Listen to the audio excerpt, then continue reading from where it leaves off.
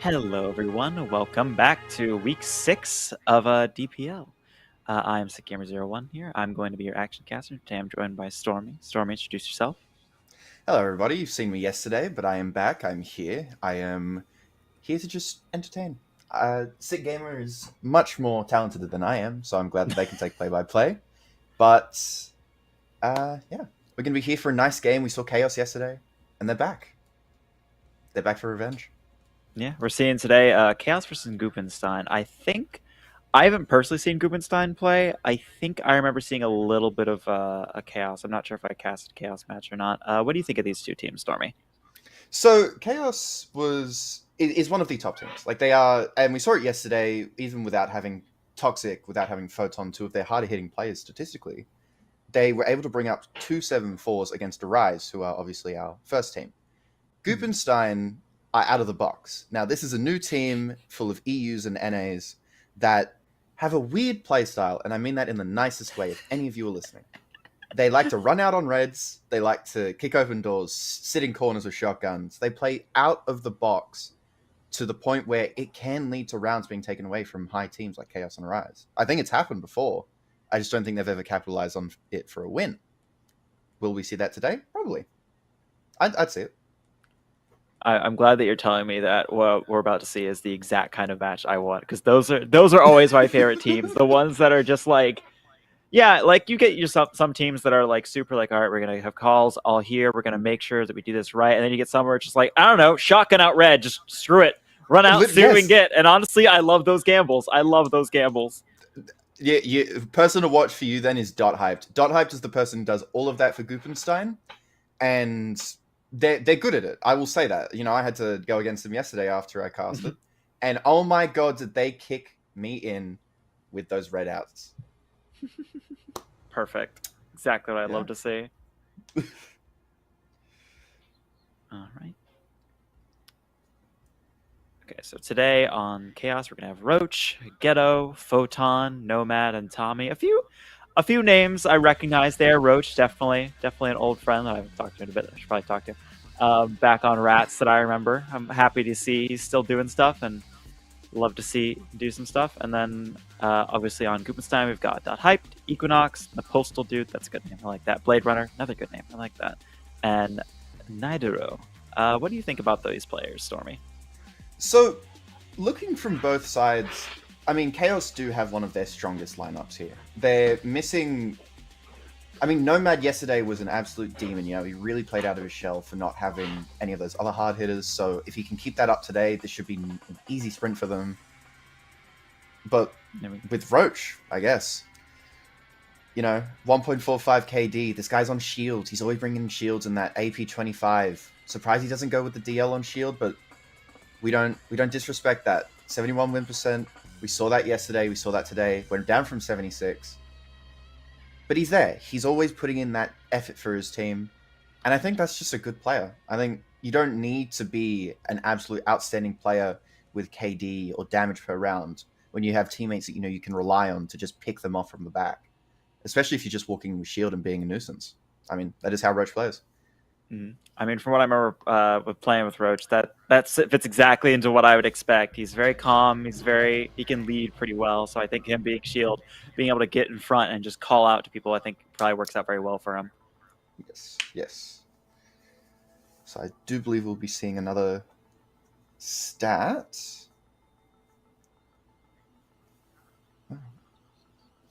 I'll head back to rosters then. But no, for the side of Goofenstein, I mean, Equinox, Postal Dude have been both of their high runners in terms of stats and KD and, putting rounds to teams.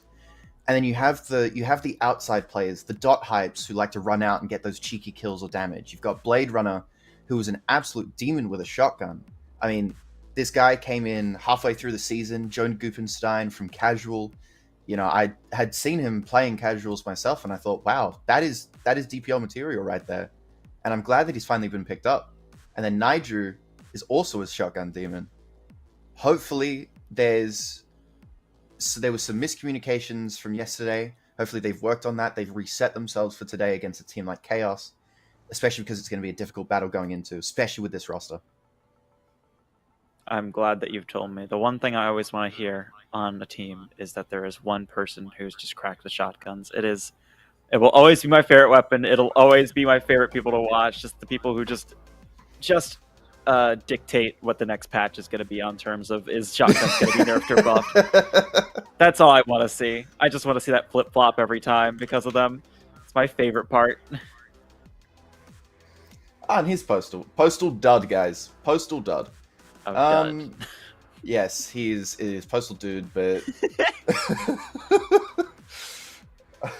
as we said, hard hitter for their team. 1.56 KD, 20,000 damage. I mean, a perfect 1 kill per round average. Absolutely on the dot. Could not get any better if you wanted. 127 ADR, AP25 at 25 seem to be a lot of people's favorite weapons. It is the most abundant on attackers. That kind of makes sense. Well, true. I mean, I've heard a lot of talk about people not necessarily liking the AP25, and their names keep coming up with best weapon AP25. So who knows? Well, now we know how they really feel. It's what they feel in private versus public. Exactly. They're getting exposed today.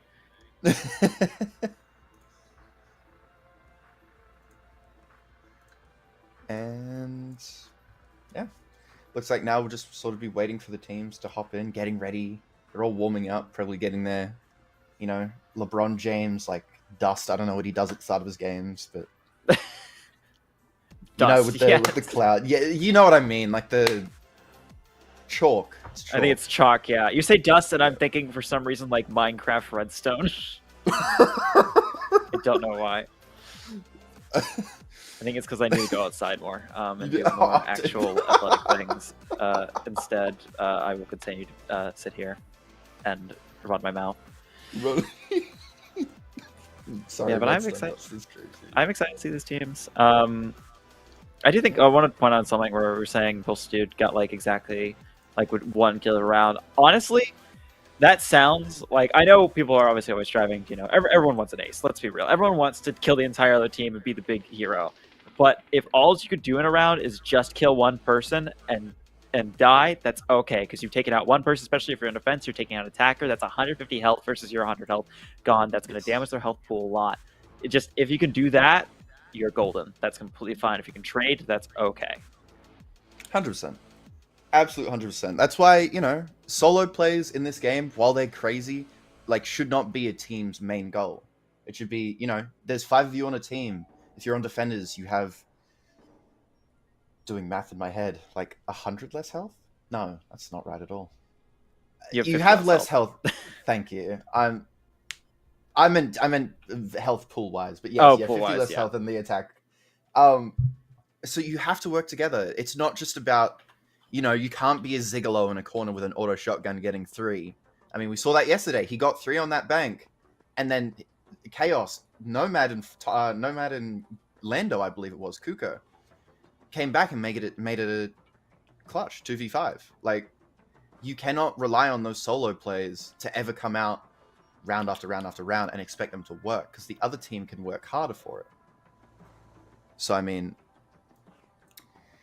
yeah, again, it's Honestly, one of those yeah. gamble things when it comes to solo plays. If do you because it could go as like you were saying with Zigalo, it took out 3 people, or it could be running out, getting shot in the head, and then it's just, well, now that's an entire a bit of action economy, entire bit of health economy there that's just gone. That now Yes. your teammates all have to go with, and that's why. While obviously we've seen throughout the history of DPL, we've seen these players come out and make those big solo plays that save rounds or make or break anything.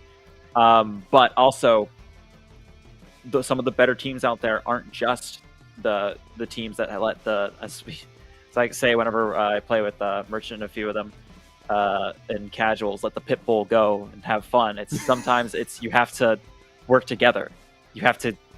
It's really important because I mean this is something I say a lot to people who play a lot of these games, play a lot of these competitive or just team-based games that are a little bit unsure of like, oh, am I really that good because I'm not like getting kills or I'm not making a super big impact. And it's like as long as you can stay there and take orders or tell someone else what's going on and be a source of information, then you're doing much better than anyone. Just Yes. being able to be there and just say, hey, there's someone over here, giving good call outs if you're a new player. That's an incredibly important part.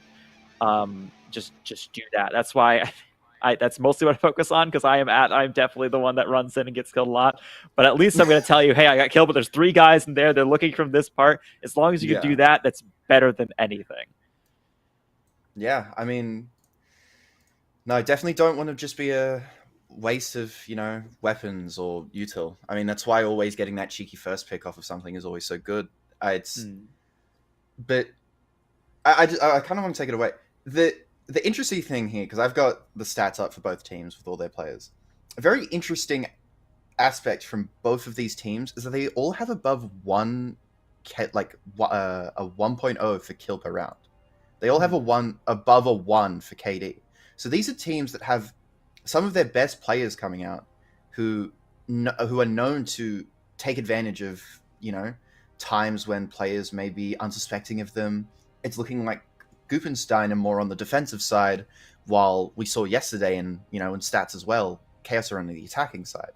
So I wonder if this game is honestly going to flip on its head depending on who gets double defense or double attack. Because in the end, those middle rounds, I mean, they're always going to be the ones that matter the most. Because if you attack at the start, you may not be a great attacking player. You may not be able to call exactly where people shot you from because you're too busy throwing a flash. But if you're on defense, you only need to worry about getting hit by the flash. You can call attackers coming in with, a frag, flashes, smokes. I've only seen 2 teams use smokes this entire season. I mean, we need to give him a buff. Give him like a radiation effect or some shit, Tetra. Please. Radiation smoke. I don't know. We need something entertaining about it because otherwise they just. I mean, you know what? Q Process use it pretty well. That's another team in the league. They're fighting for their top 8 spot. But I mean, I feel like whenever I see smokes get used, they're usually outside. I feel like it's hard to be in the middle of a fight and really throw out a smoke. It's very much a planned thing because it screws everyone up. I mean, pushing through a smoke is awful, and Yes. shooting into a smoke is also awful. Yeah, that's especially against teams where we're going to see some shotgun rats from both teams. I would not trust myself with a smoke for either of these teams. I don't trust myself with a smoke in general. You know how hard those things are to line up? I'm bad with lineups. You cannot trust me, except for pillbox tops. I can do that. And I do believe that as we are speaking about this, we are going to be connecting into the game. We should be getting our first match underway for this stream. And I hope I'm right. I can see all of Goobenstein turning in unison. They're those so who can't see coordinated. the intro screen. Yeah. I love that though. They're so coordinated. They're like they are just a team of enjoyers. They just enjoy the game. Seeing Tetra quickly turn off the chat box. That's I believe that is our lovely maps observation of Zigalo. Oh, is it Zigalo doing that? Okay, that makes sense. Reminder to put it on satellite. There we go. All right. There we go.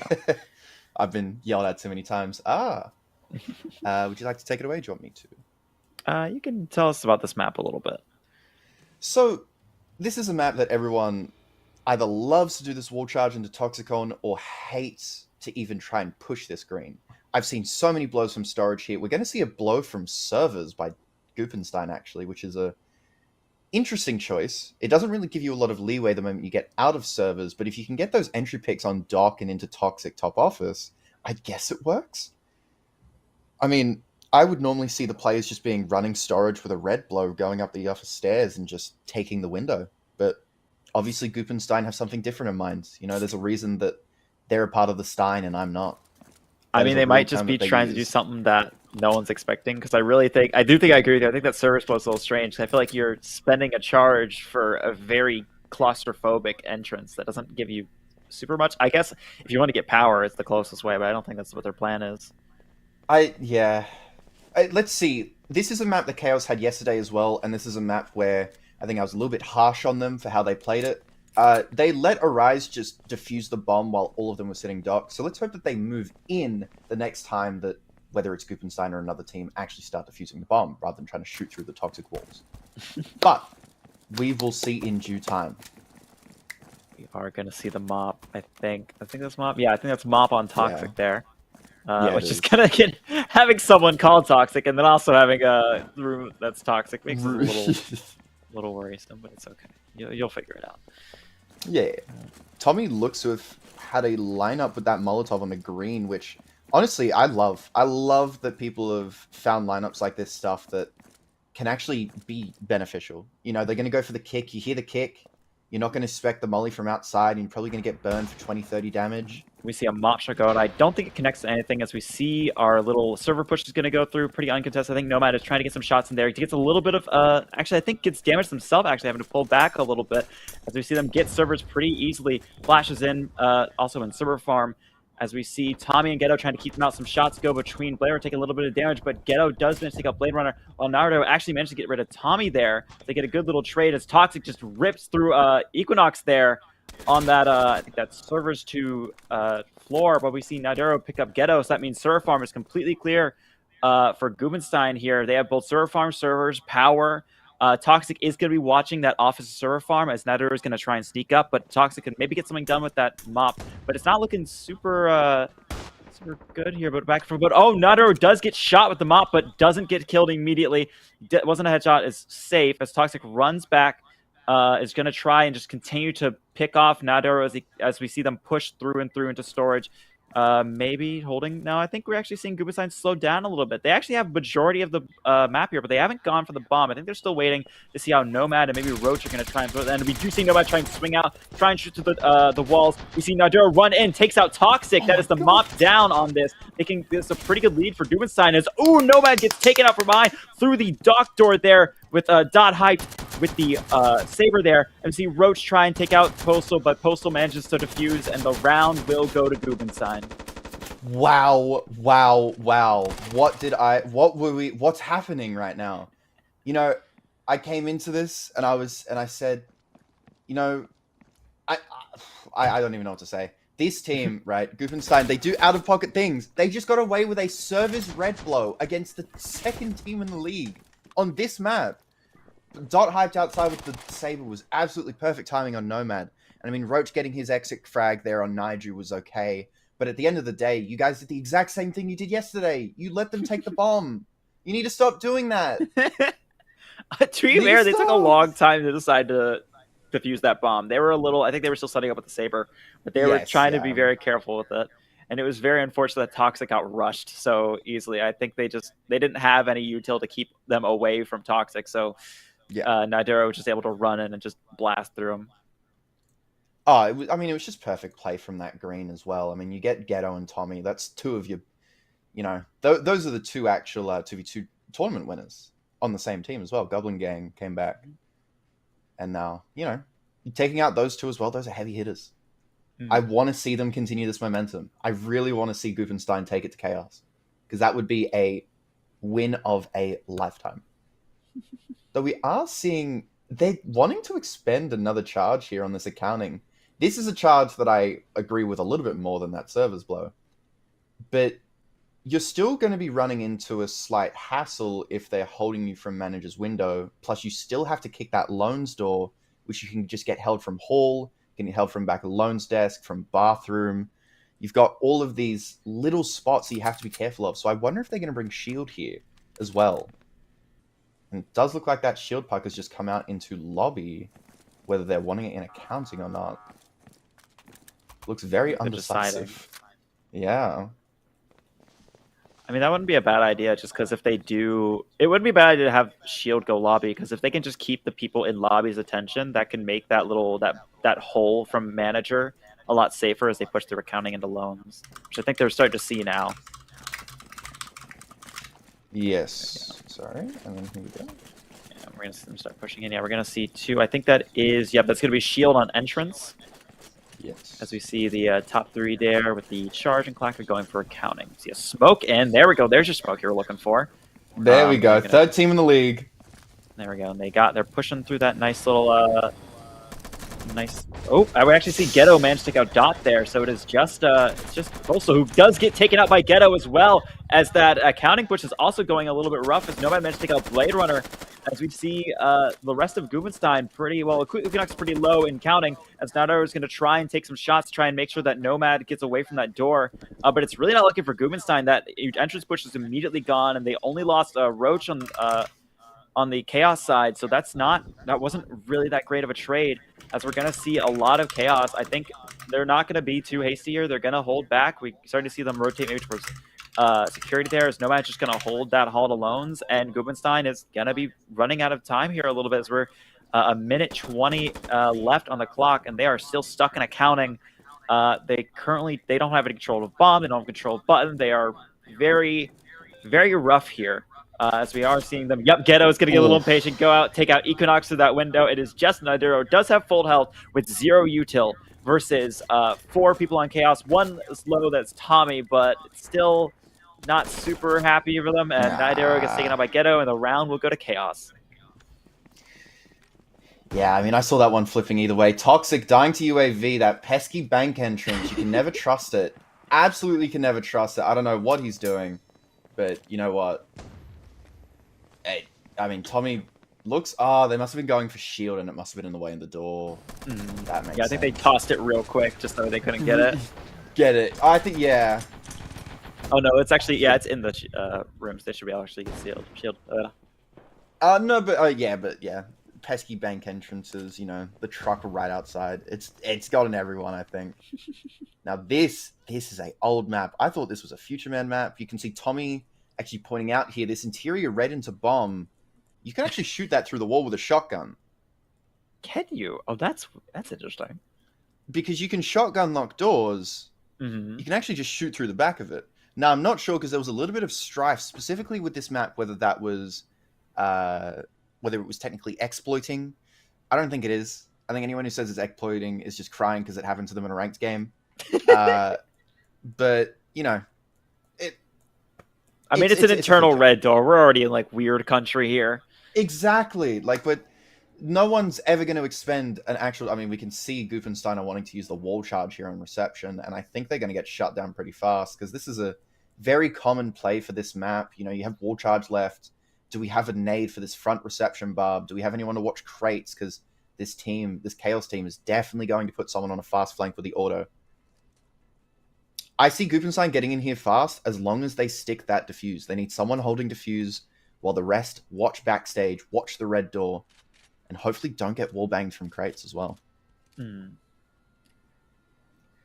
mean, if it's like how you told me they play, there is a big chance they can do this. But I also think Chaos is probably one of the few teams out there that can react very quickly and rotate very quickly that could shut this down. So I think this is, unfortunately, a pretty even possibility here, but we'll see for Gubenstein what happens. I mean, we'll also say, with the stats up at the moment, Gubenstein do have a 22-1 record on Killhouse, so they could just add to their stat here. They have proven to be very good at Killhouse. There we go. We're gonna see, I think, that smoke come out here because they were planning. Oh no, I think we're just gonna have Saber watch. That's probably a good idea as well. It's probably a little better because they can maybe hurt a little bit of that crates wall bang, so they do that. Crush it. We're seeing them taking their time getting set up here. We are seeing a little bit of shots trade. I don't think anything really connecting. I don't think they see... Yeah, they do see Tommy a little bit. I think this Tommy is trying to take some shots, going to rotate away. Chaos kind of rotating a little bit more towards that crates area. But currently just a few peaks here and there, but nothing really too much. Equinox took a little bit of damage to the Blade Runner, but nothing too rough. I think we are seeing that smoke finally come out. Yep, they got that smoke out, which means they're going to be pushing in soon, hopefully. We see Tommy immediately rotate for that wall bang, and we see Equinox just in. Honestly, yeah, we see majority of them in. We got the wall charge in as well, not down yet. We're seeing flashes go out. Some shots, Equinox taking out Roach there on that side. That little, I think that's reception there. I see some shots going out in between the walls. I don't think anything particularly connecting. Again, yeah, I think helps are pretty much seen. We see wall charge going down. Clax. We see, I think, a nade, I think a flash go out as we see Blade Runner in, takes out Toxic, is in on the bomb, is going to push further, takes out Ghetto. You see Tommy get around, does take out their backside with the Saber there. Tommy's going to try and rotate around, but Netero was ready, takes him out. As Nomad runs in, takes out Blade Runner. That is the defuse down. Which is pretty rough, but it is currently 3. Oh, never mind, 2 versus Nomad here. As we're going to see Gubenstein have to regroup here. So we did see a lot of their more aggressive players that were in gone now already. As Nomad is going to just try and just take peeks, just try and take a little bit of bites here. As Netero is going to try and get in and start maybe diffusing it. We see diffusing. Postal's going to be watching out for Nomad there, trying to get through, and it is going to be and Nomad is going to get taken out by Postal, and the round will go to Gubenstein. Oh, Nitro getting an extra kill there was very unhappy with the fact that Postal took that final kill. Said, I want my stats. I don't care if it doesn't count. Wow, what a push. Blade Runner, what did I say? He's a demon with that shotgun. He ran through, he got Toxic. He gets Ghetto through the red door. It was just beautiful.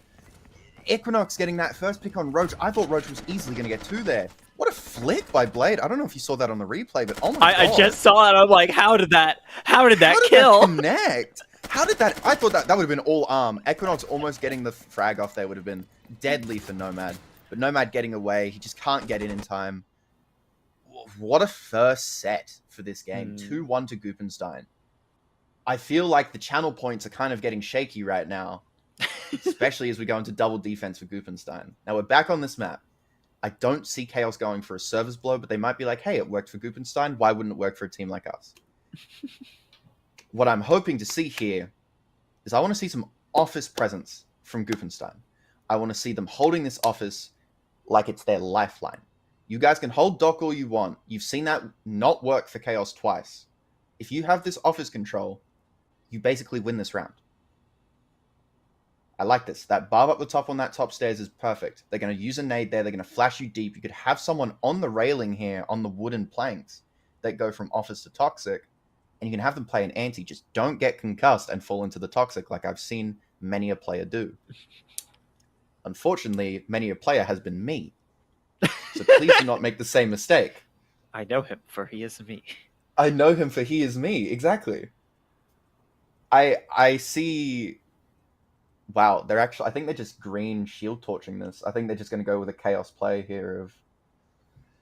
5-man shield torch on green. It's something that happens so much with Chaos, and it always works. It must be something that they sprinkle on the shield. I don't know how Roach does it, but he's always either last alive or first to die. He is either a living curse or a living monarch. I always love that kind of play where it's just like feast or famine immediately. Yeah, I mean... Oh. Seeing them start to move. Chaos taking a little bit of time to get out there for some reason. I think they were deciding who was going to hold the torch. Had that conversation before. I think, are they bringing shield? I don't immediately see it. Roach has it. Yes, yeah. Roach has it? Okay, sweet. Yeah. Right, yeah, they're kicking the door. Roach it out. We're going to see Blade Runner ready for that as they think, yep, we're going to see that torch coming out to try and get rid of that barb there. We see a Molly go out, so a little bit of damage on Nomad. Enough, I think, to get them to probably at least a little under 100, maybe. But that's going to keep them away for a little bit. We see a smoke go out. It's going to hurt that office peak from there. And it's basically just going to be Blade Runner in there. We do see a mop shot go off. I don't think it managed to hit anyone as we see Chaos pushing into the server farm. Hasn't found Blade Runner, but Blade Runner does finally get found and taken out by Tommy, who does get, Tommy who gets a little bit of damage as we see just a big push towards office. Some shots going through. I don't think anything particularly connecting. Yeah, just a lot of shots today as we see Gubenstein rotate out of office a little bit, except for Nadiro, who was waiting for that, that barb to get gone. And we see Toxic and Ghetto pushing down low, and does manage to get in there pretty easily, as we do see Equinox push back, as Nadiro did get taken out in office. So Chaos here having both office control, pretty much bomb control here as well. As you see Dot Hype trying to take out maybe Ghetto there, and Postal Dude just trying to get some damage on Toxic there. But Equinox taking out Toxic with the mop. That is bomb control gone for now. But Postal Dude does push up a little bit and does get taken out by Nomad from office. It is just Dot Hype and Equinox, but don't count them out yet. They still have mop. They can still see as they do take a shot towards Roach, who does have shield, so nothing connects. And we are going to see Roach, I think, start trying to go through, but Dot does try and push to office, get taken out by Nomad, and Equinox also goes down to Nomad. And the round, or sorry, Dot Hype got by Ghetto, actually. And the round will go to Chaos. Yeah. I mean, a really, really solid performance. You know, there was a Flogel on this top office from Dot Hype that was really nice. I think if you had Nidru stick away from that window position, you know, you get your one on Tommy, but you've got a shield in front of you. You can't really do anything else. They now know your spot, and they just need to fire over that shield and get you. I think you take the run to Toxic. I think you fight the guy in server farm.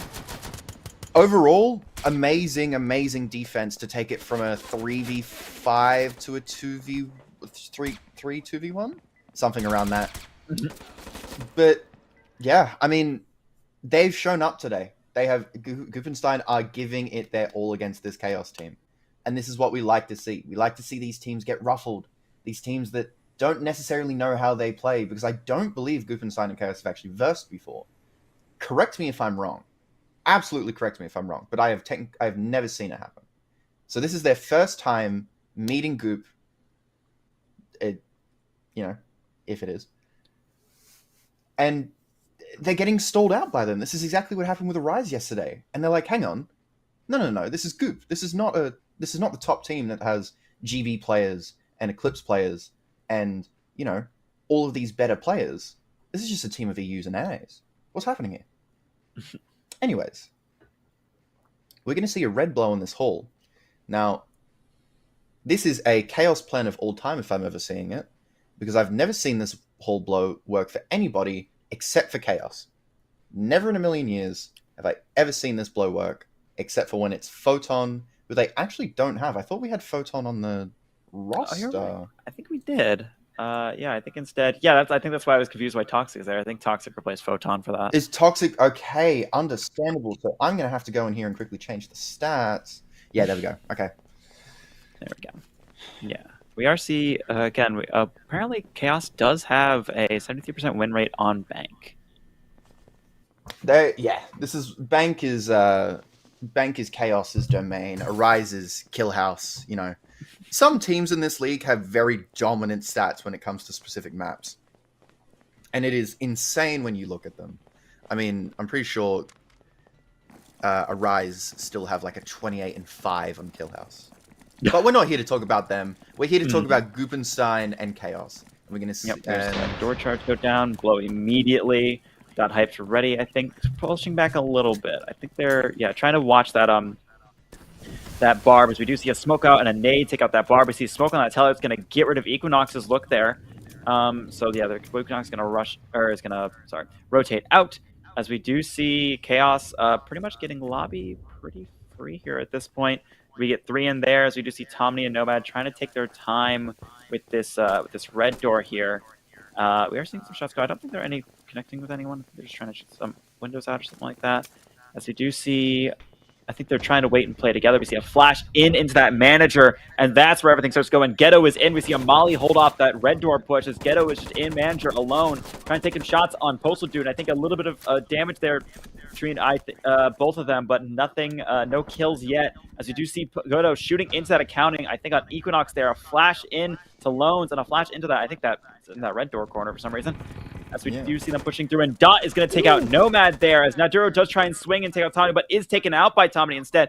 And we just have a Dot watching that red door, as Tox and Ghetto are in manager and having to fight through a little bit to the windows of counting. And Blade Runner takes out Tommy actually with that lone shot. And we see Ghetto go down and Toxic take out Postal.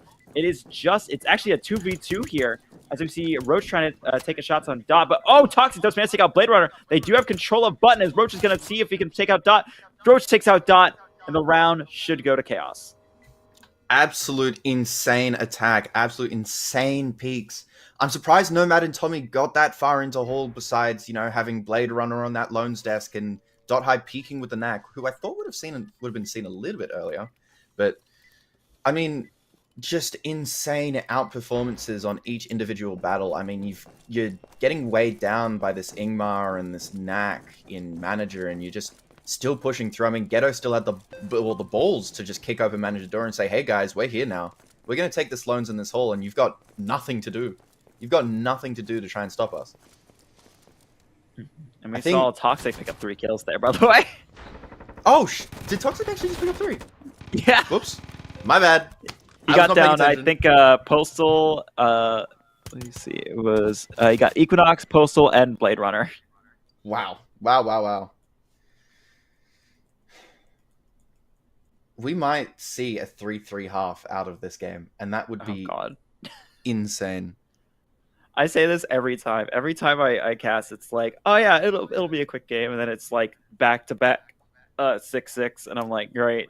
Exactly what I was hoping for. Exactly. I mean, that's what I'm hoping for. I'm hoping for the most amount of DP possible. I'm a big DP fan, as in Due Process and Dr. Pepper. Not very much Dr. Pepper.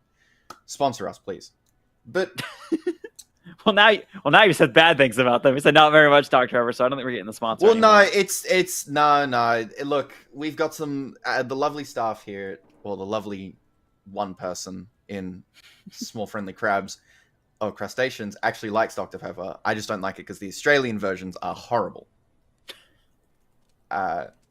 Anyways, we're going to see the exact same wall charge come out from Chaos here with an added little twist. They have that extra charge because they decided to green that factory, and they're going to use it on Club Dawn here. Dawn? Club Door. Dawn is a weapon. Door is a object. Door is a state of mind. Door is a start. You are right. I need to not be so rude to the doors. Auto Shotty is coming. I'm excited for Auto Shotty. Nigel and Dot swapping their weapons in the corner. It was like a cheeky little swap meet at lunch, you know? It's a good deal. Yeah. I'll take your cheese and crackers for this half a ham sandwich. Yeah, that's a good trade. But we might see... It looks like Nigel's going to get ready in case they blow Shed here. Unfortunately, it's not their play. But if it was, that is a vile setup. It's always one of my favorite bits, just the hard commit to a play that we know they're not doing at all. They're nowhere close. And Toxic just running through. Yeah, we do see Chaos pretty much all in that reception area.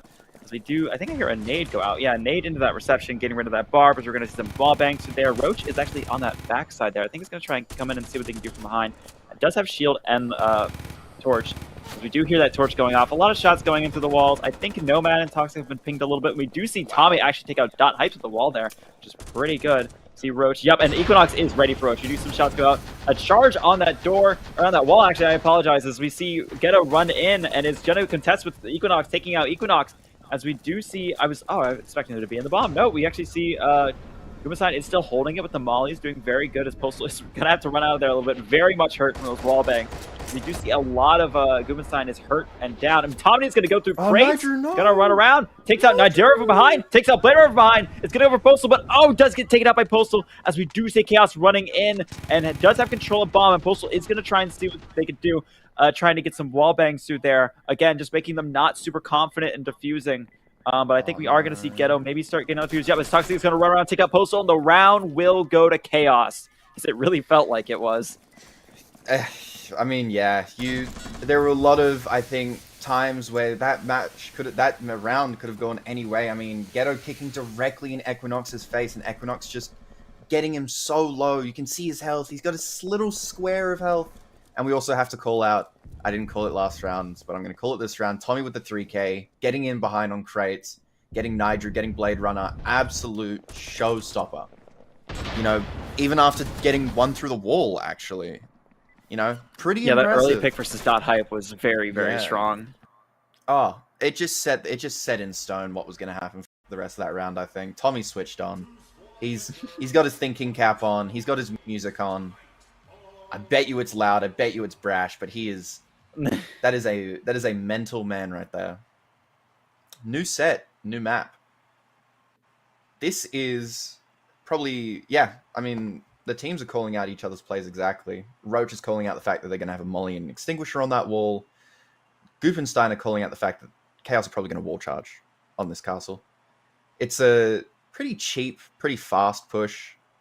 You know, you don't really have much control anywhere else unless you go for a fast ruins, you know, descent into castle with a nade thrown over. And I mean, besides that, you can't really get much else out of this. I mean, Pit and the top side of jungle are just useless. Whoever this map designer was, he was obviously on some peds. But, you know, the rest of this map is currently in the call to yell at us so we can make fun of him. We can make fun of him. That's what I'm saying. Mate, I mean, look, he can come in here when it gets too much. But I do... Okay, so we've got Toxic back on the Saber. We're going to have potentially Equinox on Morp. I'd love to see that duel. That is two of... No, Equinox is picking up a Gruber. Never mind. They are wanting to play it safe, I think.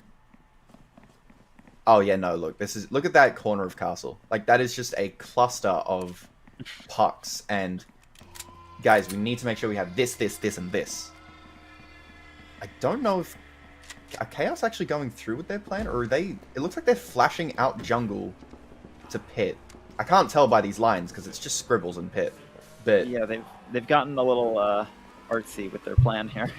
Yeah, I'm not sure if they're going for a nice stroll along beach to jungle to go top Pit, but you know, whatever floats your boat. We see Goopenstein opening up the castle as well, and yeah, no charge. Very interesting, actually, no charge. There we go. Yeah, we see them getting ready with that. Door kick, and we're gonna see, I think, Blade Runner setting up now. Maybe that Oh, what are they doing actually? Okay, never mind. Yeah, we see them get pretty much into beach or base pretty easily. Gonna start moving towards that jungle. Yeah, just kind of taking their time. We're gonna see Blade Runner, I think, yeah, setting up that barb. There we go. There's the barb. There we go. As we're gonna see the flashes go out, flashing. I don't think those are gonna pick up anyone because there's no one in that top ruins there. There's Postal Equinox. I believe. There, oh, in the back corner there is, but the top left one, nothing. Ah, yeah. We did see Equinox try and take some shots, and Chaos has majority of jungle here. They've got like about 75% of this map here, as we do see a lot of Goopenstein rotate into Pit and hold that castle. We are seeing a nade get pulled on that door, and boom, there goes that barb. Equinox are going to try and see some shots first through it, just to kind of deter them from picking it. We do see a smoke. We do actually see Roach get rid of Naru there. Okay. Okay, and Maduro, I was kind of surprised out. Okay, we see a flash go in, Ghetto in, takes out Equinox. We see Nomad gonna run up, try and help as well. We do see Ghetto take out Postal, I think, for that window, as we do see Tommy got rid of Dot Hyped on that jungle push, and Tommy is in, trying to take out Blade Runner, but Blade Runner does manage to take them out, and Blade Runner is gonna try and go through the bomb, but is just taken out by the firing squad of Chaos there, and the round will go to Chaos.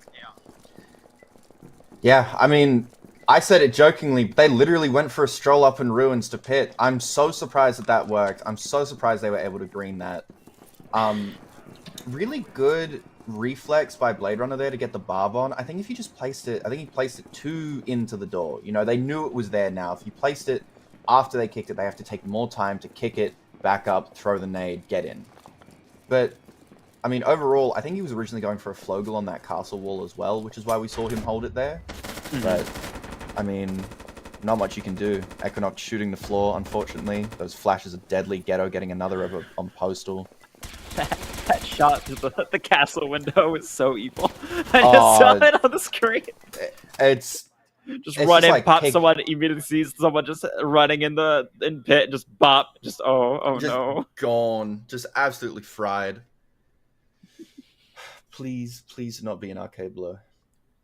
Well, Postal setting up for an arcade blow. They're going to go, hey guys, most obvious, interesting call out by Roach. If we wall charge this bathroom, I cannot see them winning this except off pure gunplay. But if they win off this bathroom blow, I will buy 10 keys I'll buy 10 keys of due process. That's It would be really 150 funny, though. bucks over here. It would be really funny. $150. Jesus. Yep, 150 bucks right down the I mean, right into the well-mannered pockets of small friendly crustaceans. I spent that on card game yesterday. Now that number haunts me. 150? It's Yes. a pretty haunting number. It's a pretty daunting number. Oh my god, and they're actually going through this wall charge. So I have 10 keys on the line right now, guys. You did this to yourself, really. I did do this to myself, you're right, but I cannot believe that Chaos have seen this plan by Roach and actually followed through with it. Someone has to be turning in their sleep somewhere.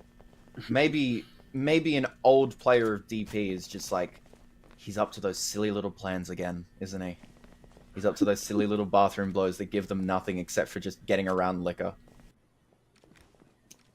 But if this works, oh, I'm gonna have to pay 150 bucks.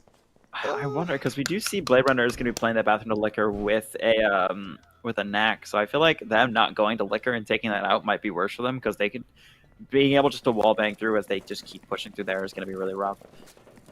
And we do see, yes, skylights. I love skylight entrances. I know there's maybe something controversial, but I think it's fun jumping in. We do see Ghetto putting out the wall charge. Yep. And hear that clack, I'm sure. Oh, Are we trying to open the freezer? I think they're trying to take liquor first. It might be, yeah. We see Naduro get some wall bangs there a little bit. I think it just hurt Toxic a little bit. As we see them, yeah, push into freezer. Wall charge go out. Getter runs in, doesn't see Blade Runner is hiding. We do see Tommy take out Naduro and freezer there. Great just huge push, and Blade Runner comes around, gets rid of Ghetto, but does push a little too far, and Nomad managed to take out Blade Runner and Postal Dude, who was running in after Blade Runner. It is just Equinox in the storefront, as Dot Hype is going to try and help out. Dot Hype does take out Nomad, but Tommy does get in and get rid of Equinox. It is just Dot Hype here versus 3 of Chaos. 2 of them very hurt, but Dot Hype is kind of locked in the teller here, as Dot Hype is actually going to try and run around, go through Arcade, does get taken away by Roach, and the round will go to Chaos, and that'll be $150 from Stormy. You heard it here first. They're going to pay for 10 keys, $150. You're not getting forgotten on that. I mean, that just came from a Tommy Nomad Roach special. And they got in there. You know, I didn't want to believe it. I wanted to believe that they would just walk away from the charge after placing it on there and being like, guys, what are we actually doing with our rounds? You know, but I now have to pay up 150 bucks. I mean, Tetra, do you take CS skins? Because I'm happy to give you those. Man, wow. Just an absolute showstopper. I mean, 90% of the kill, well, not 90, but 5 kills coming from this bathroom from both attack and defense is pretty good. I think Blade, if he doesn't necessarily push into office there, force the one-on-one with Nomad, just takes his one on Ghetto and just runs away. I think you play that, but I mean, sorry, I'm in shock. My bank account is crying. I mean, Equinox trying their best to hold it out. Dot Hype's being shut down by the Molly and Teller and just getting shut down by Roach. I mean, not much you can really do there. I think generally the part that's most upsetting is after Blade Runner got Ghetto and then maybe got a little overzealous and pushed through, and then we had, I think it was Postal. No, it wasn't Postal. It was I think it was Postal pushing in after them, and then they just both got popped. It was just they both rushed, and that wasn't the time to rush. That was the time to celebrate that you had a good foothold and hold it. Yeah. But also with that, Chaos has secured at the very least a tie in this round. Yeah, I mean, that's a point on the board for them. It's a nice little victory march after their hard-fought losses yesterday. But, you know, I still believe. I believe in a 6-6. I believe in a 4-round comeback here from Goopenstein. I'm not a Chaos hater. I'm a Stein believer. All right. Stein believer. They call themselves the Stein. Stein's Gate. Yeah. Stein's Gate. I feel like that's what he would say in that show. I can't remember exactly. I can't remember either. I don't know. My goodness. All right. I think Just a nice little, yeah, dock torch to get rid of that lower angle. There's an angle through office here. See the little railing down the bottom left into server farm, which is a very dirty angle. You're also going to see a door charge, double door charge into storage, and that top railway into walkways. I actually never noticed that walkways had an actual call out before. I just thought it was a part of. I just thought it was a part of storage, to be honest. But you know, very very interesting play out here, and I think it'll work regardless. They have the nade for the storage. Barb as well. This is just going to come down to if Goop can out-aim, unfortunately. Ooh. Oh, wow. Blader trying to take some shots through those trucks. Does get a little bit more damage on themselves, really. Using that Dawn, trying to get those wall bangs, but not too much. We do see, yep, door charge goes out. We got Roach and Tommy on that storage, as we do see Nomad try and get that torch through. Does get taking a little bit of damage, actually, and Tommy actually also taking a little bit of damage, I think, from Pulsar Dude watching that storage, as Roach is pushing in with that shield, I think. Yep, does manage to get through pretty far in storage. We do see Gubenstein sort of rotate out of that storage, giving up storage.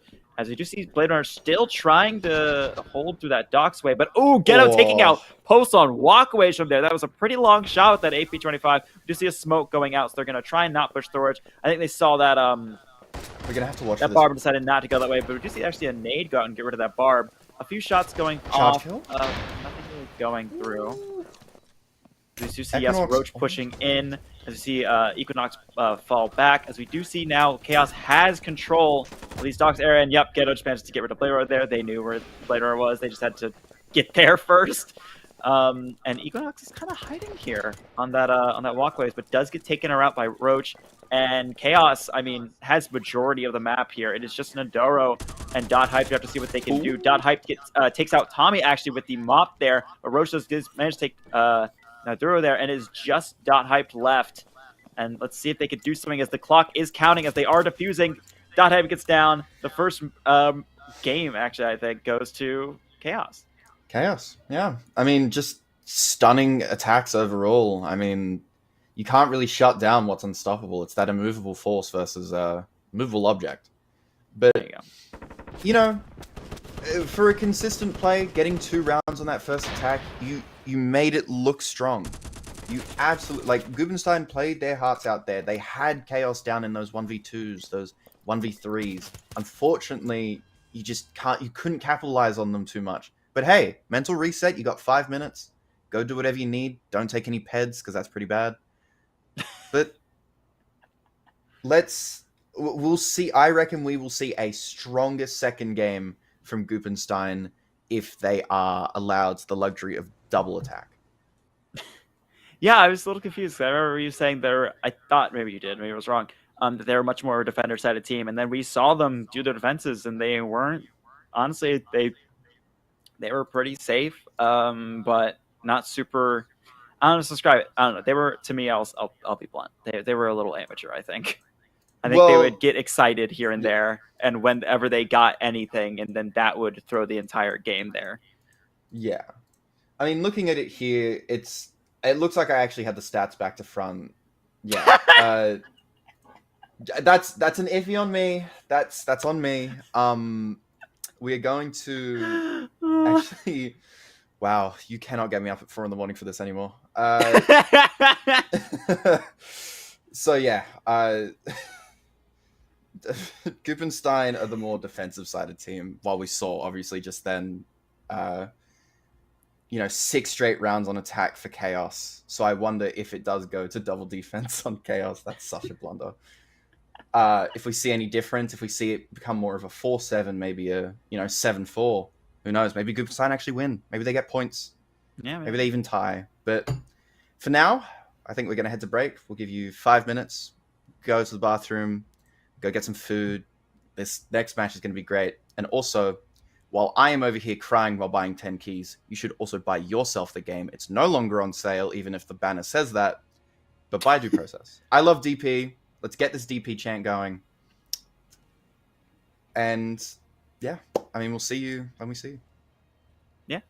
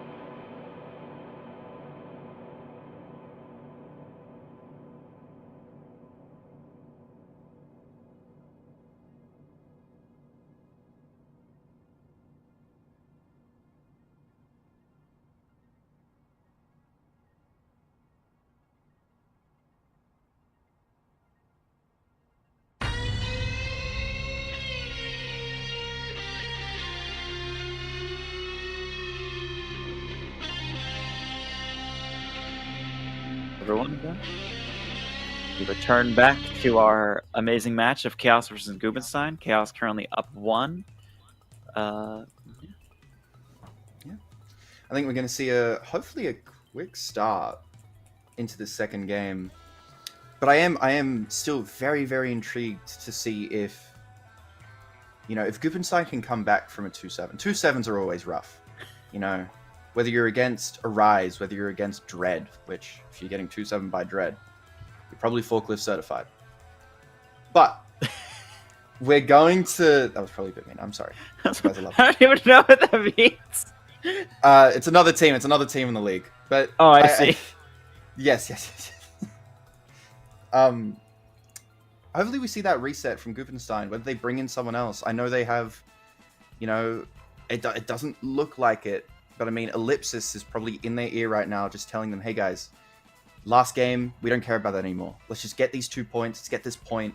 Let's have something to take away from the weekend. And let's end this on a strong note. This week and next week are going to be the most vital for those 4th to 8th to even 10th position teams. So any points that you can get, whether it's round differential, whether it's, actually winning a game against teams like this, are going to be very, very costly and valuable down the line. I still hold high belief that Gubenstein bring a fight. They brought it in the first 3 rounds. I was like, I agree with you. Hmm? I think at the start they were showing like, okay, we got something here, and then either they just fell apart, or maybe just Chaos just adapted and went, okay, they got the first taste and went, okay, we know what to do here, and then just broke through that way.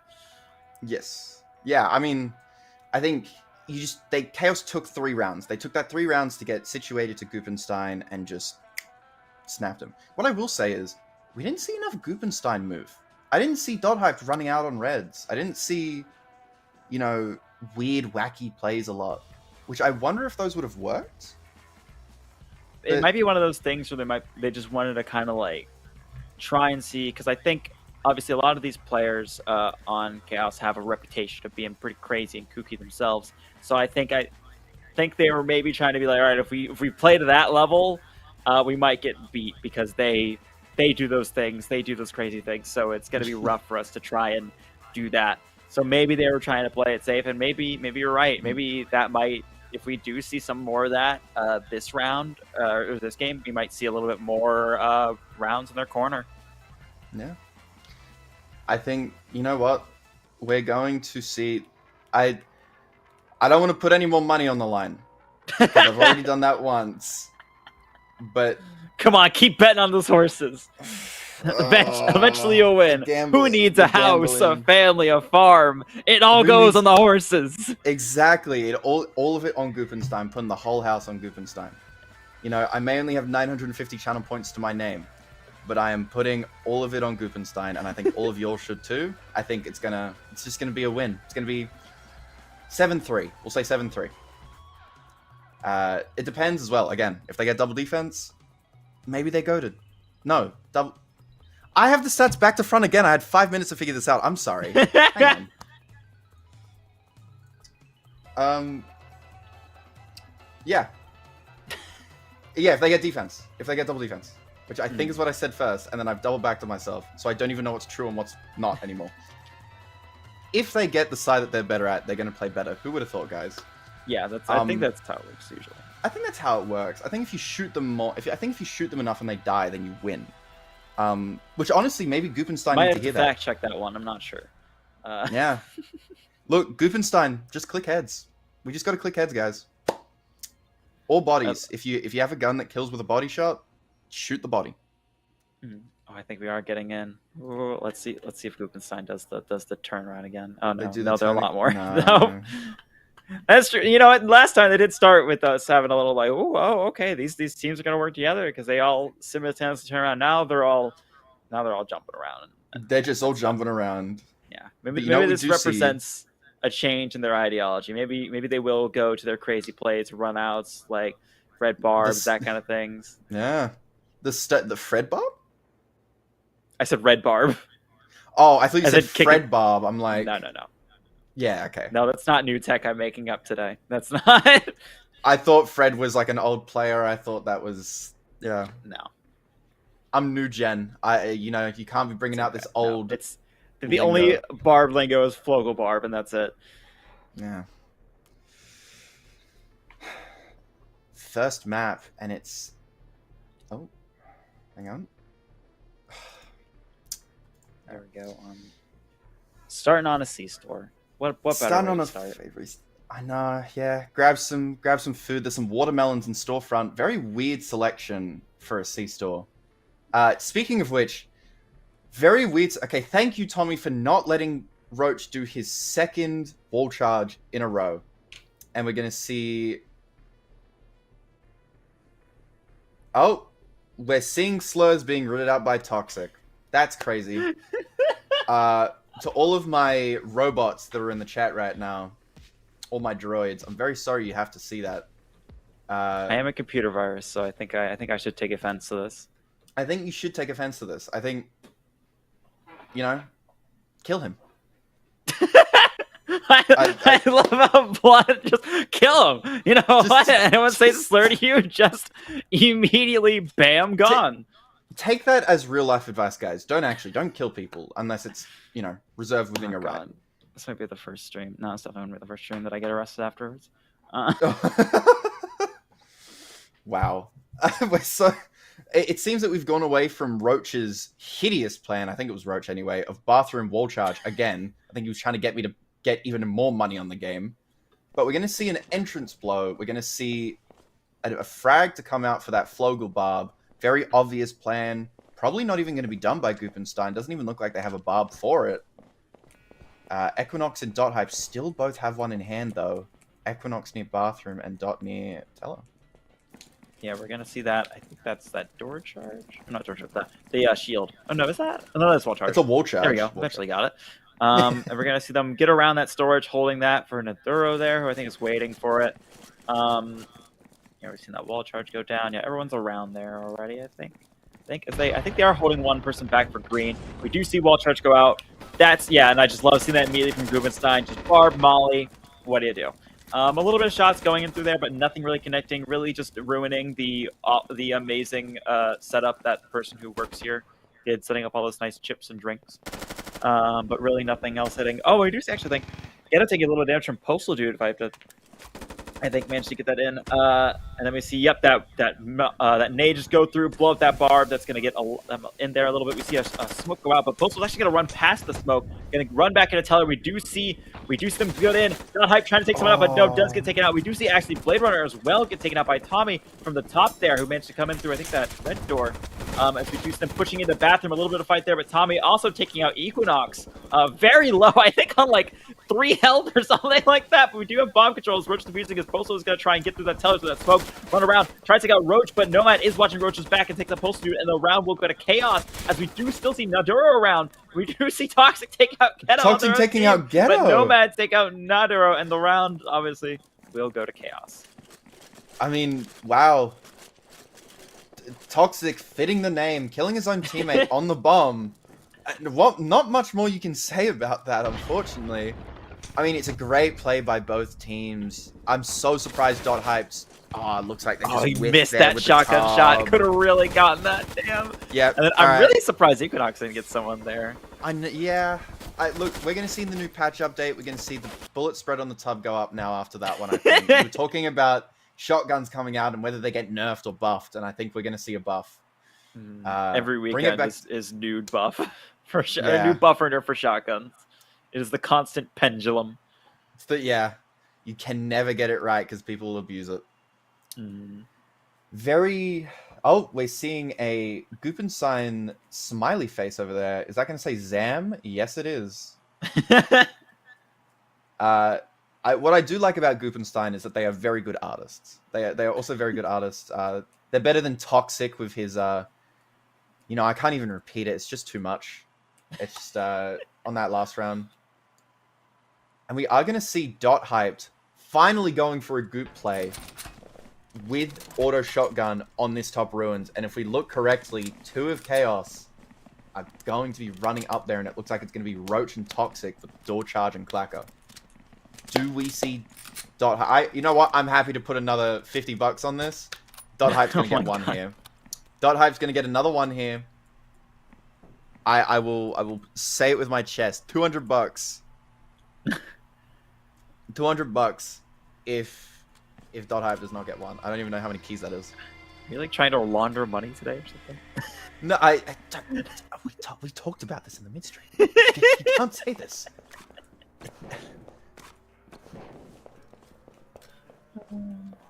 God, is that I have to question? Is that $200 if Dot Hype gets a kill, or 200 if he doesn't get a kill? If they don't. So it's 200 if they don't get a kill, but if they get a kill, then a $50 goes off the 150. So I only have to pay 100.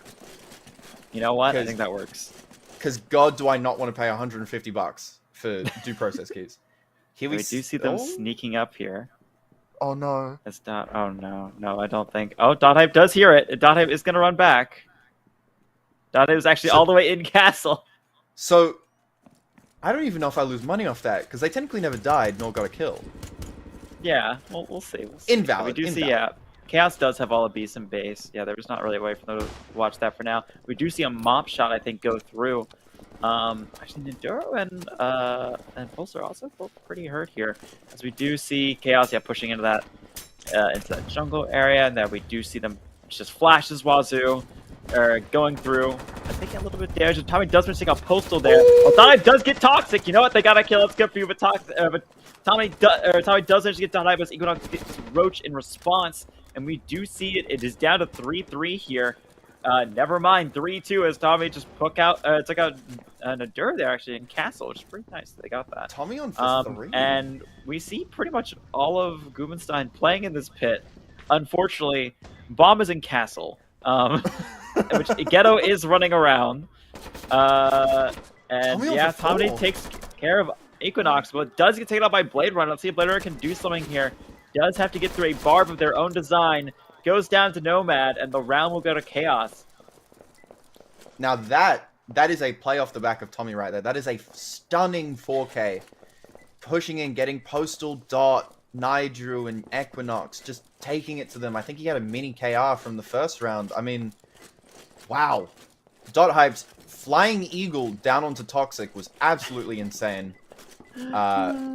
Surprised they didn't get another one, and surprised they didn't die before getting Toxic, but... You know, you lose 1, you gain 4. You just stunning. I don't even know how to call it. I mean, Tommy just walked through and lasered them. Like, I don't know what you do there. It's Tommy with a mini KR and you're on defense. You just need to surrender. If there was a surrender button, they'd be pressing it right now. I don't think there was any barbs in the way for Tommy either, so he just got to get through and just take everyone out. He just got to jump in and through. I mean, the only barb that we sort of saw was the one in that castle doorway that ended up actually being the killer for Gupenstein. Yeah, it was pretty bad for a rotate. I think that would have made sense if the bomb was in pit, but it wasn't. Yes. It was in castle, and they all played in pit. Normally you see a barb on the other castle door there, but, you know, Gupenstein strats. Door charge onto this hall. Yeah, this is a pretty easy door charge map combined with that smoke that cuts off that manager long, which is interesting considering they know they've taken out majority of their long weapons. I would be thinking that you would be, you know, taking Saber with Toxic and just peeking out the guy who's going to be sitting there with a leg roast, unfortunately. I mean, you know they're not going to have anyone tell her because it's just a horrific spot to sit.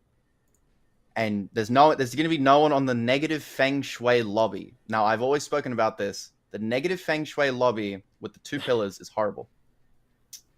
No one sits here. No one's going to do it. But, I mean, they're going to go for this Flogel on top hall. They actually call the door charge play here. But, like, look at their weapons. They've got an Ingmar, long AK, a Tub, a Legros, and a Knack.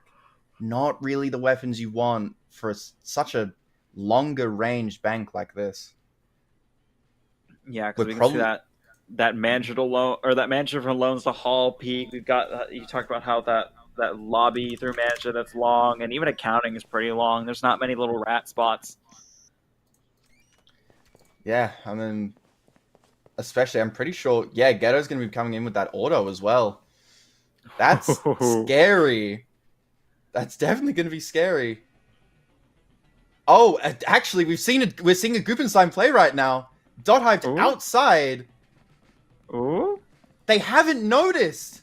They don't know that Dot's there. If Oh, Dot had a Dot better is running weapon than behind, this, but oh, no! Dot gets zapped by UV before anything can happen. Oh If no! Dot hyped just did not pick up the tub, that would be such a better play. Just needed a Good grouper molly, or though. something. Nah, We do see them. We do see them get that hall open as we do. I'm upset now. Alright, Postal taking out Nomad. Equinox is watching that hall. And they're taking a little bit of time to get in. Ghetto does take out Postal back, so that lobby is pretty free as we do see Toxic and Tommy push through hall, take out Equinox and Loans, but Naduro is going to try and get some shots in, gets taken out by Toxic. It is just Blade Runner in security against 4 attackers, all pretty low. Barrett does have a knack. We do something here, but, you know, they do have bomb control as they're about to start defusing, so Blade Runner might just be trying to get some revenge. Takes out Ghetto and Roach, does have to rotate all the way back to bomb. I think realizes that maybe that's not going to happen, and is just going to try and, yep, gets taken out by Toxic, and the round will go to Chaos. Well, Toxic, once again, fitting the name, shooting bodies in a 3-0. Now, I've seen this once before in a week, and that was when I saw Argo and, I forgot the other guy's name, Rezi, I think, come back. Oh, we're seeing pre-Flogel, a little bit on the dot. I think, okay, look, I'm going to say this right now. This is something I've been wanting to say for a while. Dot hyped, if you're going to do these run-out plays, please don't do it with the tub. You know how bad they are now. Either that or don't miss. They shot right to the right of that, I think, Roach holding the shield, sadly. Roach. Yeah. Look, sometimes shotguns just aren't for us. Yeah. And hopefully we see the map a little bit better. Thankfully, this is a map we've already seen. There we go. We're going to see Goopenstein now on this double attack. This is the... I can't even remember off the stats anymore. My brain is so jumbled. I think this is their better side. We're going to do one last check of the stat sheet to make sure. But... It looks like it is... Dot hyped, Equinox's, and Postal Dude's better sides of both halves. Whilst Blade Runner and Nigel are better on defense. So I was technically correct, technically not. Sue me, whatever. Yeah. I'm going to sue you now for that $100 that you have to pay. No, not the $100. No. We're going to see an arcade blow. I don't think I've necessarily seen arcade be blown here before. It's very open, very easily holdable from this long entrance, which I assume is why Dot Hyped is heading down there with the torch to, you know, just make sure that they don't get cut off by that long arcade hold.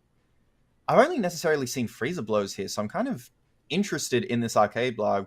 You know, if it works for them, maybe it can work for other teams if it tweaks. This is why we love streaming due process. This is why we love having these games, because newer players and experienced players both have different ideas. You know, Ghetto and I'm pretty sure it's Equinox calling for... I can actually check. I know it's Ghetto calling for Chaos, but whoever the IGL is for Goopenstein obviously have different ideas. You know? On my sheet, it just says unknown for all of them. Yeah, I know. It says unknown. It just means that they just haven't done the spreadsheet, which is unfortunate. It's okay. But it's okay. Yeah, we see them getting ready. Put that door charge down, and we're going to hear it clack soon, I'm sure, as we're going to see Equinox getting ready on that storage, just in case. I think it's a nice little double push there. As you do see Postal Dude also on that entrance, I think torching open a hole. So we do see that smoke immediately go out. So I think they had a fire extinguisher on that arcade, and yep, they've got that all open. Toxic going to rotate into Liquor to try and see if they can get anything done with that knack on there. A nade actually going out deep into arcade to Teller area. I think that may have gotten rid of the bar, but I'm not too sure, honestly. We do see some shots going through. Postal taking a lot of damage. Toxic actually getting some good damage in there, but no one is taken out yet. So you see Blade Runner trying to shoot through those Liquor doors into there to try and take out Toxic. Does run in on Toxic, does get taken out, sadly, as you see Equinox come around and take out Toxic in Liquor. So Liquor is pretty much down, as we do see Chaos kind of react a little bit to this, rotating a little bit out, trying to get some more wall bangs out. As you see Postal take out Tommy, actually. We do see Goopenstein. Oh, Nomad take out Nadaro. Dot hyped. Equinox taking out Nomad. It is now a 2v2 here, with Postal very much hurt on the outside here, trying to make them a little afraid in that storefront. Maybe try and take out Ghetto with that saber. Well, Equinox is going to try and sneak through. Takes a little bit of damage from Ghetto there. is in Teller, is going to open Teller, going to allow Postal to get even further in here, try and see if we maybe take out Ghetto. As you do see, Ghetto is pretty much the only one holding Storefront. Roach is in the back trying to help through Freezer. Roach is going to run through, actually, and gets taken out by Postal. It is just Ghetto here for Equinox and Postal. Postal does have these angles, but oh, Ghetto gets takes out Postal. It is just Ghetto and Equinox and Ghetto, and they have like a little bit of fire out here. Time is going down. Equinox is after too far. Gets taken out by Ghetto, and the round will go to Chaos. You have util. You have so much util. Oh no. Yeah. We've seen a molly and a flash from Equinox, just perfectly played by Ghetto. They're taking out Postal first, picking off those ones, but you've got a flash, you've got 2 people. Just hit him. Get him good. I mean, Nomad coming through on this liquor and getting 2 after, you know, Toxic gets traded out was just stellar. And I mean, the 1v2, the brace fires with the mini KR from Ghetto, it's insane. Oh, I think he gets so. to kill just as he flashes. Oh, that's so unfortunate. That's such Tried a to run in the lucky flash, timing. just didn't go off at the right time, and Ghetto knew exactly where to shoot, and that just stole the round. Stole it. That's taking candy from a baby right there, if I've ever seen it. Oh my goodness.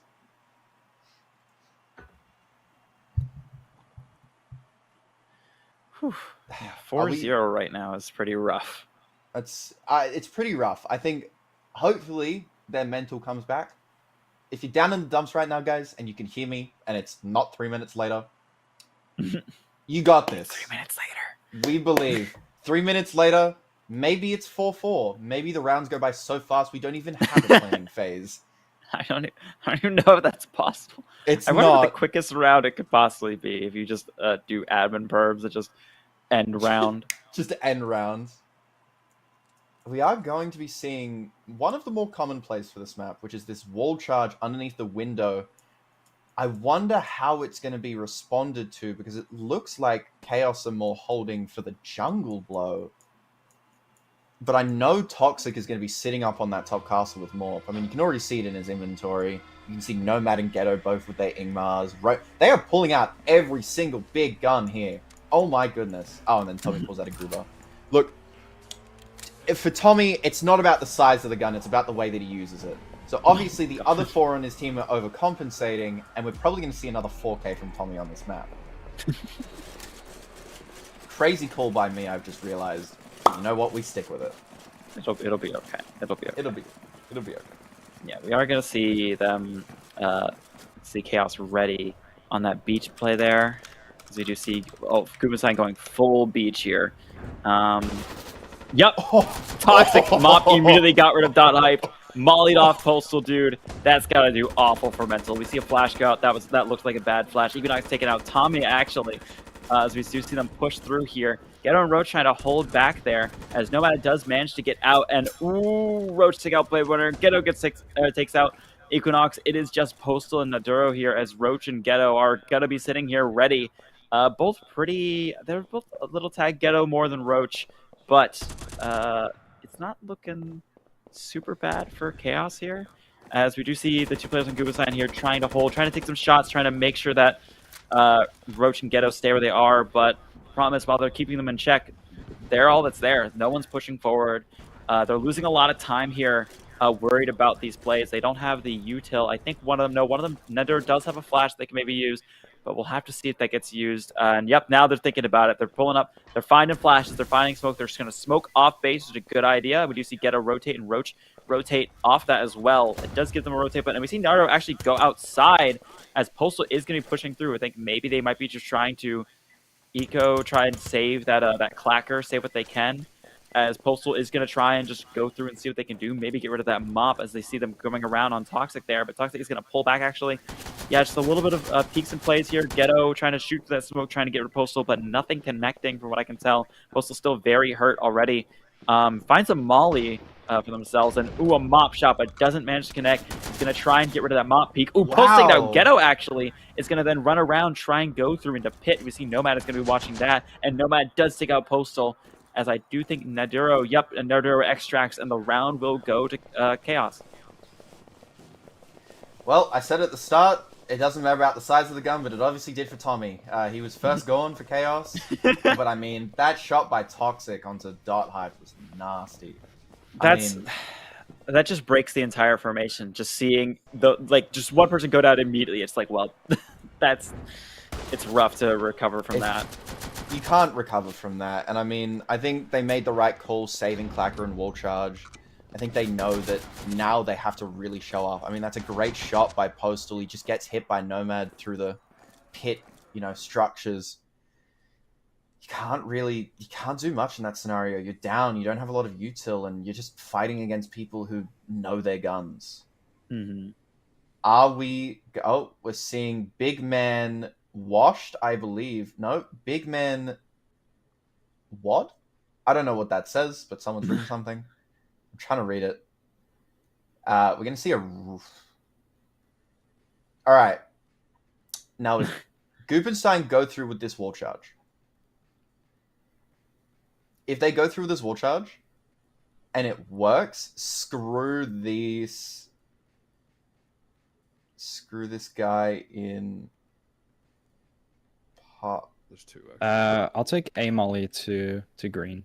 Screw this guy in particular. Okay, so they're calling out if they are playing someone in bathroom. So they have they no, they don't going have to kill shield the guy anymore. bathroom. They don't have shield anymore. That's a is great I do like call. that I like vibe. that. You can play in the teller like Skibbity this, and it strat. goes We're this seeing way, all of the puts brain them rot close coming here. out right now. That's This really is, nice, this is actually, yeah. Those angles. Goopenstein at its But they're peak just gonna form, nade at mode. its ultimata. I don't know how you say it. I dropped English. Ultimate Alright, form. Thank you. There you go.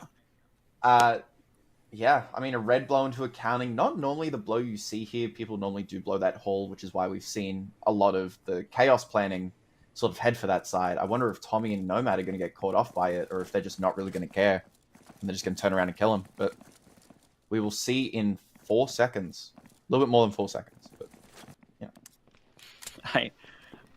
I'm curious about what are the odds they make it to that bathroom. With the wall charge. That is really what I'm thinking right now. Yeah. I think, I'm still so upset. I know it was a couple of rounds ago, but damn, if Dot had any other gun than Tub, that's 2 Ks. That's 2 kills on the shield and the other, and it's just, it would have been so good. Alright, yeah, I think we're seeing that door charge get put down. Yep, and we do see Chaos is in that manager already, and there's no one in bathrooms. That wall charge isn't going to do much anyways. Yep, door charge going to go out. Tommy immediately rotating. We see some flashes go out. 2 flashes counting. I don't think flash anyone. We do see Tommy get that that barb down ready, and Ghetto is ready with the auto shotty. Oh boy. Right there. Oh, we do see that nade go out. Come on, Ghetto. Show me some auto shot. That's all I'm here for. That's all I wake up in the morning for. Come on, Unk. Make them nerf the gun again. He's gonna shoot a little bit at the door, and they're playing a little bit safe. But 1 and 2 and does he get third on Nigel? 3. Oh, But there it actually, is. no man gets rid of Ghetto by accident. But Ghetto picking up 3 kills. Toxic does manage to get Blade Runner as well, and is just not hyped in the corner of accounting, as Nomad is gonna run through and take them out, and Chaos gets this round and secures themselves at least a tie. Wow. Nomad did not like Ghetto using the auto, I guess. Look, we've seen so many TKs from this Chaos side especially. It is honestly appalling that Mos Eisley have the higher TK stat. But I mean, just this whole blow, this whole push looks so strong, and then Ghetto just gets the run in. Equinox missing those vital shots, getting Ghetto down to 25. And then it honestly looks like Nidru hits for 20 as well, but then the last 5 is just done by Nomad. Like, icing on the coffin right there. But I mean, stellar play by Ghetto getting that 3k with the auto. That's why the auto is so valuable. Oh, guys, map pick is fixed. I swear.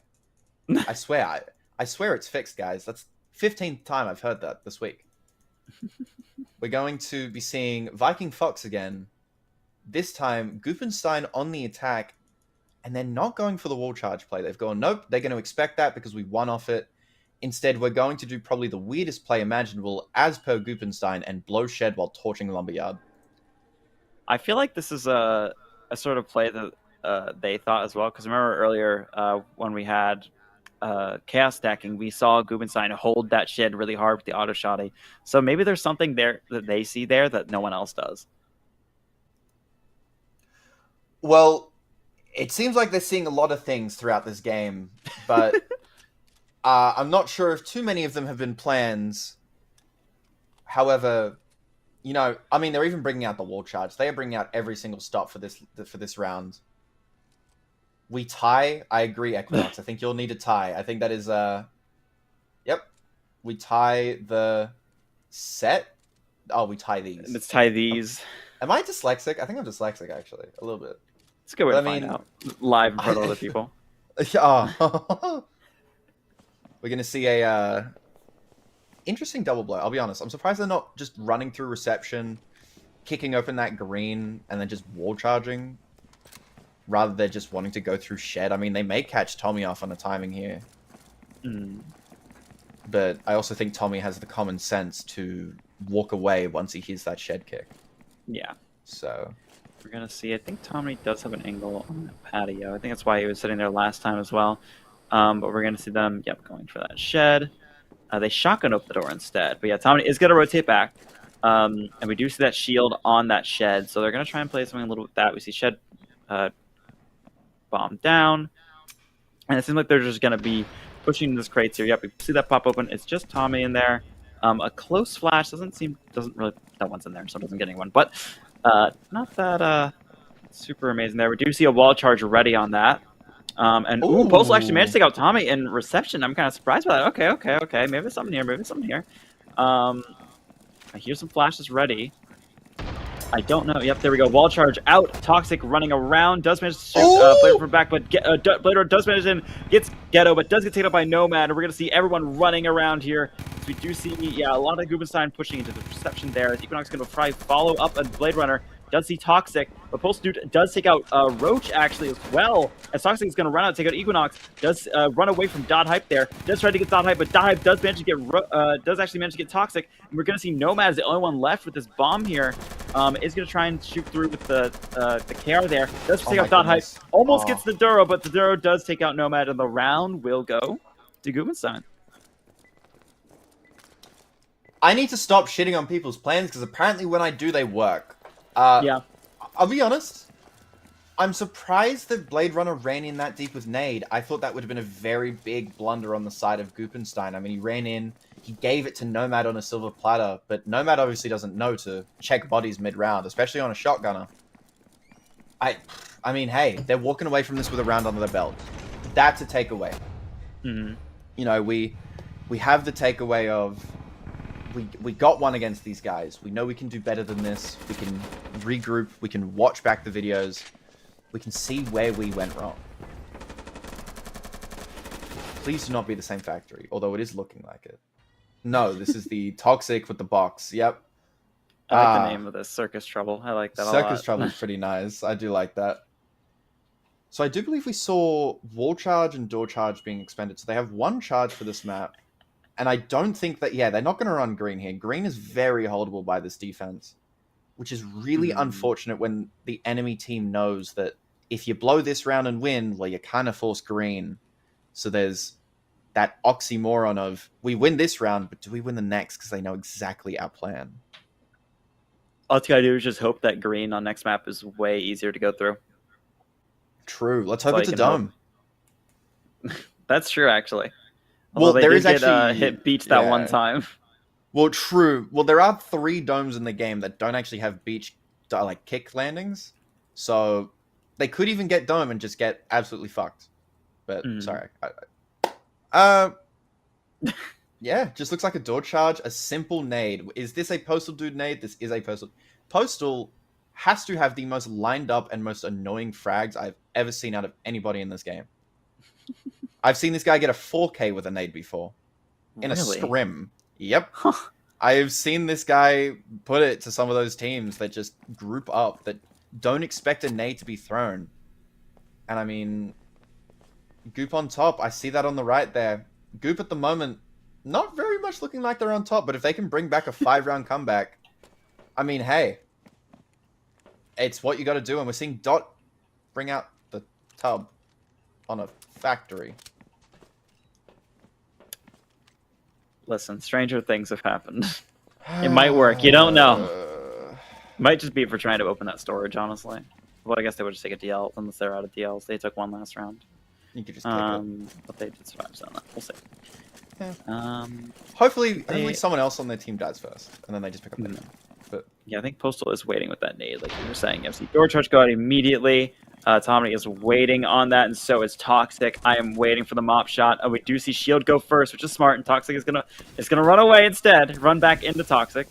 They're home. We see the Barb go out, Smoke go out, and they don't see Tommy. they don't see And we're Tommy. gonna see that Shield go right next to Tommy. Yep, and boom, Tommy takes out Shield, takes out Dot Heights, and Economics is gonna take out Tommy. That is 2 dead on that push immediately.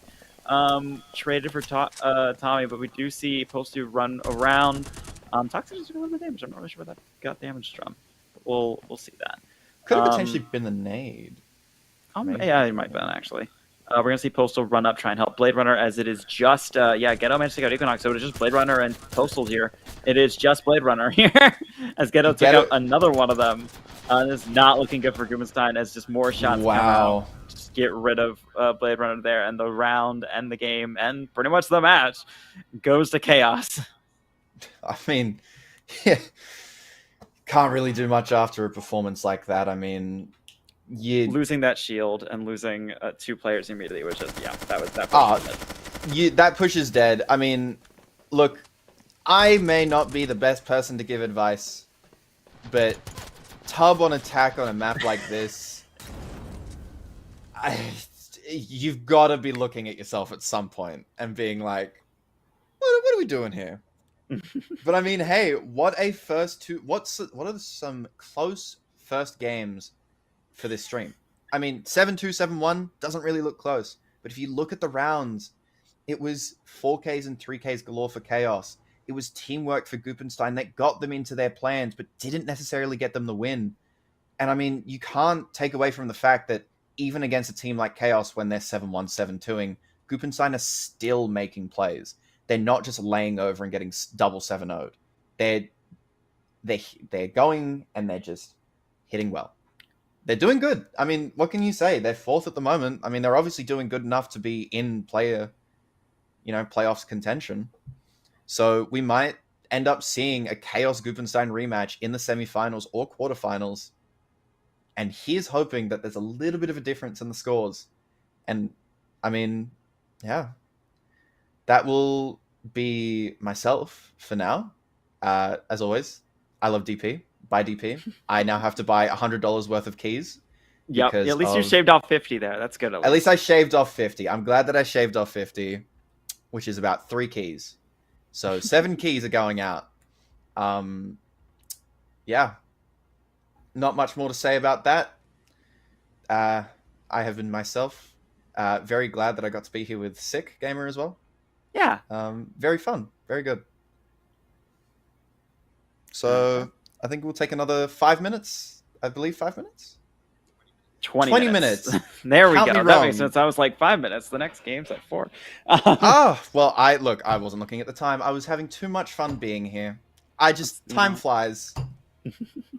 Oh, I'm getting told in my ear to quiet down. I'm not gonna. Yeah. All right. Well, we'll see you back we'll in see you all later.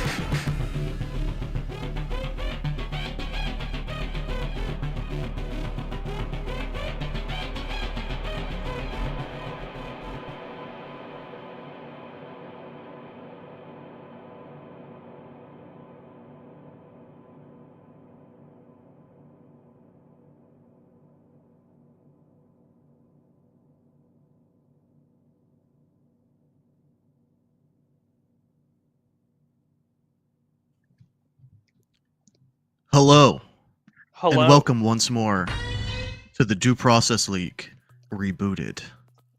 I am Nog, Notorious Caster, joined by the one and only Rostov. You know, How you person who doing, occasionally man? casts, occasionally. I'm doing pretty Yeah. good. How have you been? It's, been a while. I am doing pretty good. Yeah, last time we casted together was the Due Process charity tournament, I believe. So it's been a little bit since then, for sure. I'm here to take my belt back that no one had taken, but I couldn't find it in the seat today, so I've been looking for it. I'll get there eventually, though. Don't you worry. I hope you find it soon. I do too. In the meantime, while you're looking, we got a nice game coming up here between Tempo and Dredd. Two very nice teams, if I say so myself. Tempo, me and the Frogs just played against yesterday. That was a very fun match, I must say. Draken, Ronnie, Machina, Crimson, Lockdown, all very good players across the board on that team. I've seen quite a bit of them on stream and otherwise, and I gotta say, I like to glaze this team. Opposing them in Dredd, Hey Jojo, Twinkle Toes, Dimitri, I love that name. Halo and Spamming is good. I haven't seen much from these guys, so I don't know a whole lot about their playstyle or skill comparatively to Tempo, but I am looking forward to find out today. Rost, do you have any insight onto Dredd, perhaps, or even Tempo you'd like to share? No, unfortunately, I haven't seen too much of either team lately. Though, with a name like Spamming is good, I don't know. I think I might be able to figure out what's going to happen here. I'm ready for knack wall bangs. I'm ready for grabbing the LMG and shooting through bank. All right, I'm ready for some wild things. I am certainly as well. Hopefully, it is some good spamming we see. Ideally, but I think we're going to have some good games. Some close rounds, maybe a little bit of making plans and shooting mans, perhaps. Yeah, I do have a prediction for who is going to take game one, just based on my knowledge. But I want to know what you're thinking before we really say too much. Well, I got some nice stats on screen right now, too. Yeah, I was going to say, I think it's going to be close matches between two of them. I might have an idea of who could take the match, but never count your eggs before they hatch? Count your chickens before they hatch. It's one of those words. I know them. It both makes sense. We do got some pretty good stats for Crimson up on screen now. Almost a 1.5 KD, 126 ADR, 15,000 damage from the season, 53% win rate, almost 1 kill per round. 19 opening wins. Loves that Ingmar on this guy. Crimson, I gotta say, I think is probably the best performing player on Tempo from what I have seen. Consistently, Crimson is one of the, if not the guy at the top of the board for that team. Though I think we're gonna get some competition from JoJo here. On Dredd, we got 1.34 KD, but that ADR, 146 and 184 as a defender. I mean, this is a man who is, definitely working with his team a lot. And similarly, Ingmar and Joyer, it appears. That is some pretty filthy stats, if I say so myself. Indeed, though surprisingly, the, Black Tar, favorite gun on attack. I feel like usually it's the AP just because, cheap gun. Everyone tends to use it, but Black Tar is pretty good if you know how to click heads. Yeah. Black Tar is very good if you know how to click heads.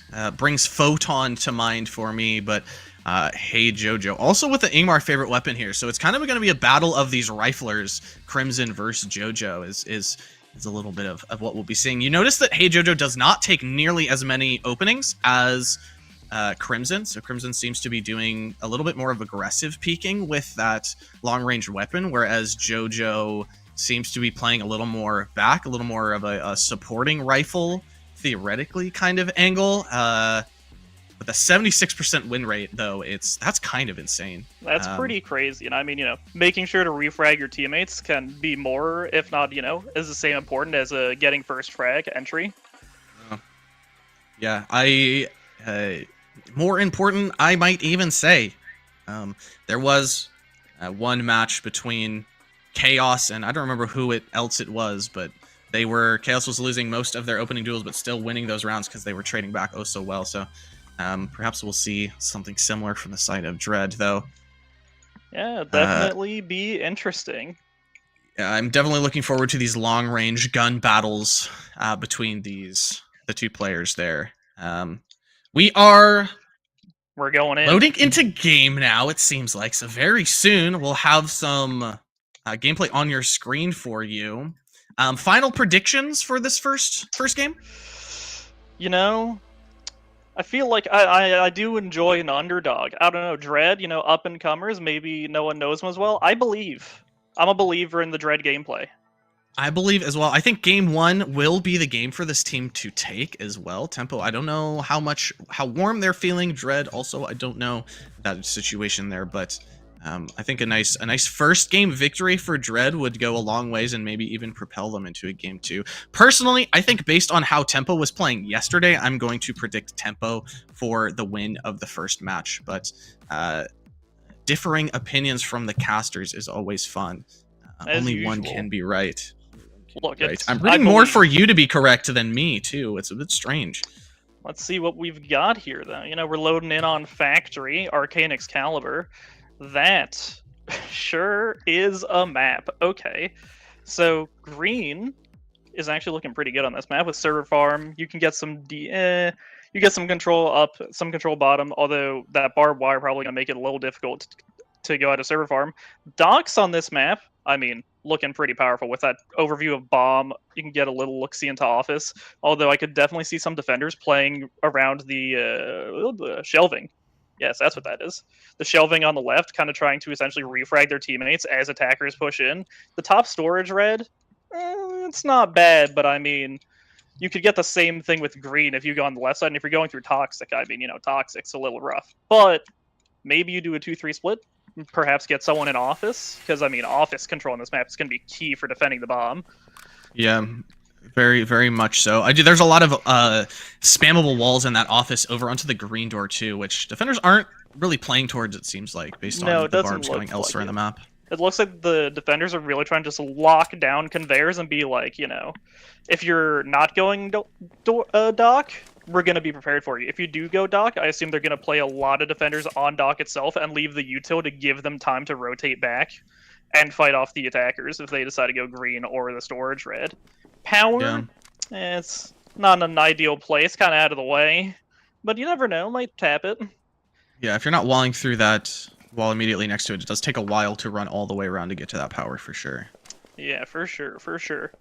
But it looks like the attackers are definitely planning to blow through docks and just, attempt to forcefully seize conveyors, just outshoot the defenders, ideally. And the defenders, they don't have a lot of, there's no really barbs on docks, so they don't have a ton of util. So I assume we're going to be seeing some mollies on that door and just trying to buy themselves time to wait out the attackers.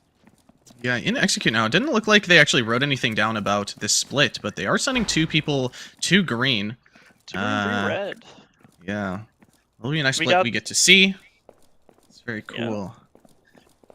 Yeah. Entering the building now, Hey Jojo and Dimitri. The blow happens on the south side of the map into dock. Defenders do not move around too much. They hold their positions. Molly going down on that sorting door, but no one is there to take any damage from it. Nade breaks the barb on the door of Catwalk near office. The spam does come out, like we were talking about, though no damage is really done to any of the attackers. A little bit of damage onto Crimson in office from that Black Tar there. Ooh, and that sounded like a double dink from Crimson. Lockdown also trading onto Halo, getting a kill there. Oop. A little bit of friendly damage from Lockdown, too. A little bit of friendly fire is always fun. A little bit of a dink, yeah. Attackers now pushing out into this conveyors. Hey Jojo with a kill onto Ronnie. Traded back. All players on dock now dead. Gunfire going out onto Draken. Yeah, it looks like the defenders are playing kind of a, hold back. They know they can just wait for the attackers to make a bad move. Meanwhile, the attackers, they're 2 people down. They're kind of low on health. They gotta play correctly. Ooh. Machina going down now, too. Defenders do still have someone in the office. And with that guy on bomb now, he's going to have to jump in. Oh, he doesn't quite see Draken cross over the conveyors there. doesn't react quick enough, and he's taken down by that Silent Scroober there. Good round from Tempo. They played it very calm and relaxed. They didn't really get too worried when attackers started to push out. They held their positions well, and maybe a couple times walked into some lines of sight, but for the most part held that bomb down very nicely. Yeah. Tempo definitely played it correctly. The attackers definitely, I don't know if there may have been a slight miscommunication, but it felt like the people who went green got in a little late to conveyors, because by the time, you know, the green guys got to the conveyors, all their buddies were dead already, and then it was a 2 versus 4. Yeah, Crimson doing a lot of work with that Ingmar as well from the office, getting 3 kills on the round. Oh, definitely. But now we're on Kill House, my beloved, the best map for wallbangs. Release Clean is the map, and what have we got here? We got that red into bar, definitely very choky, but defenders just, you know, gonna put a barb there, make sure someone's watching it. Shouldn't be too much of a problem. Loading, it's not too bad of an entrance, I would say, but definitely not the best. This map looks a little rough for attackers, honestly, if I'm looking at everything. There's so many rough angles where someone could just be sitting with a shotgun. It's like, blammo, see ya, bud. Yeah, Pillbox watching the north side of the map makes it very hard for them to get a quick entry into bomb site as well through lockers. Indeed. I'm kind of looking at this and I'm like, you know, what's the ideal play for attackers? It does seem that the attackers think loading is the ideal play. And honestly, with the round 1 loss, having lost to Clacker, I don't think I disagree. Yeah, I think if you play it slow and you know, you don't rush or anything into club, it can be nice. There's a lot of spams from the hall and such that they're going to have to worry about. Same with kitchen. You can kind of spam into there, though not as much. There's more cover that they can use as well. I'd definitely be concerned for when they're walking into club, someone sitting in the hallway with a knack or something and just lighting them up through the walls. Though they do have a green into hall, so you know they could send 1 or 2 people to just make sure that doesn't happen. Defenders look like they're just primarily focusing on keeping control of the left side of the map, so crates, kitchen, maybe a little bit of club and like hallway, but generally, you know, with it being so close quarters, or how many shotguns we got? That's just looks like the one. Only 1. Surprising, but we do see 2 knacks being pulled out, so the wall bangs, we're gonna see them. Yeah, I do like the spots in the club for these 2 defenders. Playing pretty forward, pretty aggressive. There's also the support in Pillbox to watch a green door and spam like it is happening now into loading. Lots of fire coming down a little early on the flash from Dimitri. They're not going to actually be able to follow up on that because the molly is still burning. And lockdown in a very good position now without a flash to get some damage down. As we see, no kills come out, so they don't get to push in. Machina protects their friend. Managing to get 2 in this club before anyone goes down. Now we have a 3v4 on our hands with one of the attackers very low on HP. Ronnie with the AK. Machina as well. Machina re-peeking. Getting a very nice frag. Though, Ronnie dying now. Getting traded back. So that's 1 AK down. Yeah, but we've got the defenders consolidating back in crates. They realize they've killed a decent amount of attackers, maybe taken some health, and they're like, you know, we don't gotta go take fights. We don't need to take. We can just sit around and wait. They've used all their flashes, so attackers just have to push in raw, and that is going to be rough for them. Yeah, they do have a torch, so at least they'll have something for clearing barb, though they don't have a shotgun for any of these doors. They're gonna have to kick it. And with the Dawn there, spamming, though still dying. Halo manages to get 2. Hey Jojo and Halo now in sight. This is a very different spot for defenders in just a few moments. Hey Jojo gets the final frag as well onto Draken. That is the round. Very nicely played by Halo and Hey Jojo. Yeah, no, Halo and Hey Jojo doing a good job there, just not panicking too much and just winning their fights. The defenders decided to give them a bunch of 1v1s, or 2v1s, instead of all kind of converging in on one guy, which was unfortunate for the defenders. Caught them in strange positions and won their gunfights. Very nicely done. Yeah, here's the spam lockdown. Not doing a whole lot of damage, it seemed like, with that spam, but Machina able to trade back with the swing here very nicely, getting the kill, and then lockdown getting another before going down. Yeah, definitely the defenders were playing good counter flash. Oh yeah, we'd love to see this. Oh, it's Dome. Let's go. What do we got? Oh, we got Observation Bomb. Nice. With that final kill from Jojo. Observation Bomb. Ah, we love King Free. It's a map we've seen many times. It's back again. Attackers obviously like, you know what? Shortest path to bomb. That's where it's at. Let's see if the defenders, pick up on that and immediately barb that bridge. Don't see Yeah. anything so far. You do often see a barb on that bridge from the red door in that do, it jungle is- area. It's just such a powerful, if you can just hard push that red, one barb there shuts it off, but if you don't have one, it can be rough. It looks like only barb we've got so far is just up in a jungle. On upper jungle against a beach. Maybe attempting to catch out anyone rotating or doing that kind of thing. I wonder if they're going to put... Oh yeah, I can already see it on the map. It looks like the defenders are going to have someone sitting under the bridge so the second attackers try and get over. It's going to be a rough time for them. They're probably going to lose at least one person, but I mean, if they don't lose 2 people or more, I don't know how good that is for the defenders. Meanwhile, we've got Machina on Mop right now.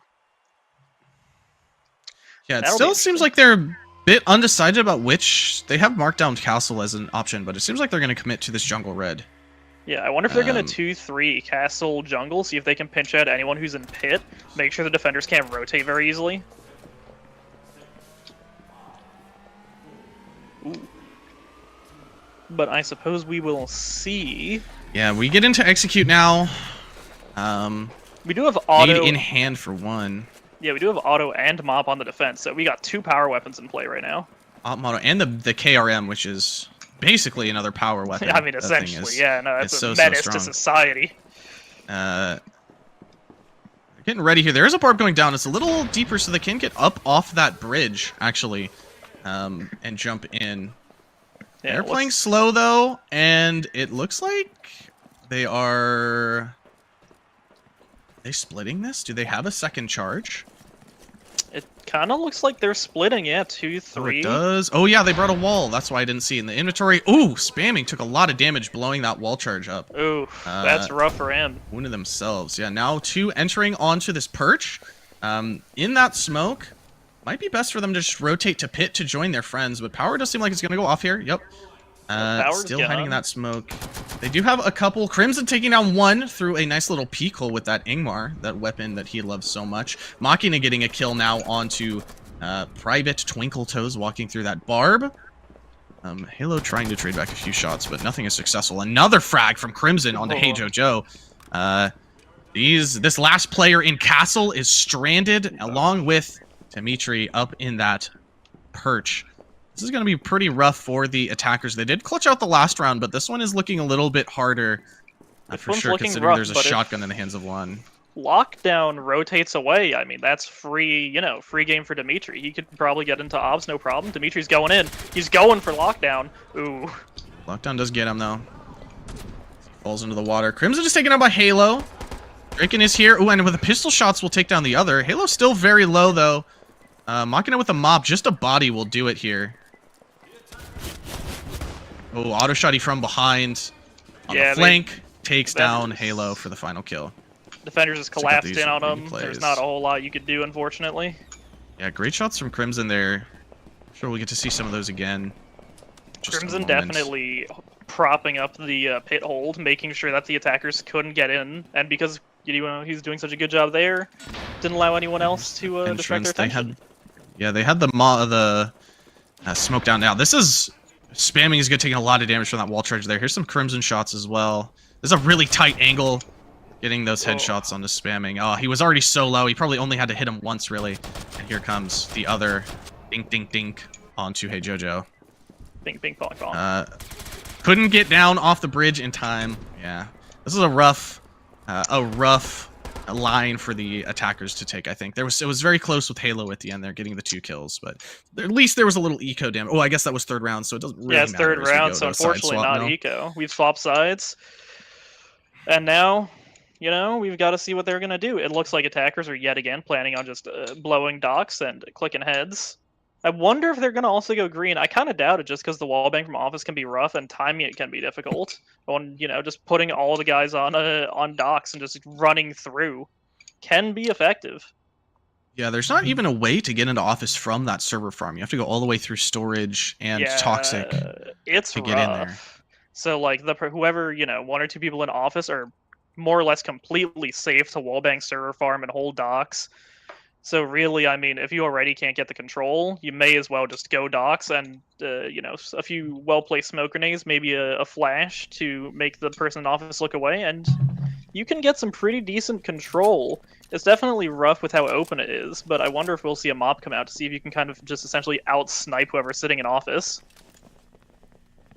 Yeah, that would be cool. I'd love to see a little sniper duel in office, though. We don't see a mop in the hands of Dredd yet. We have 2 Lagroses and the Ingmar on the board, and only 1 Blacktar on the side of Tempo. Did I say mop? I meant Saber from the attackers. Saber, yeah.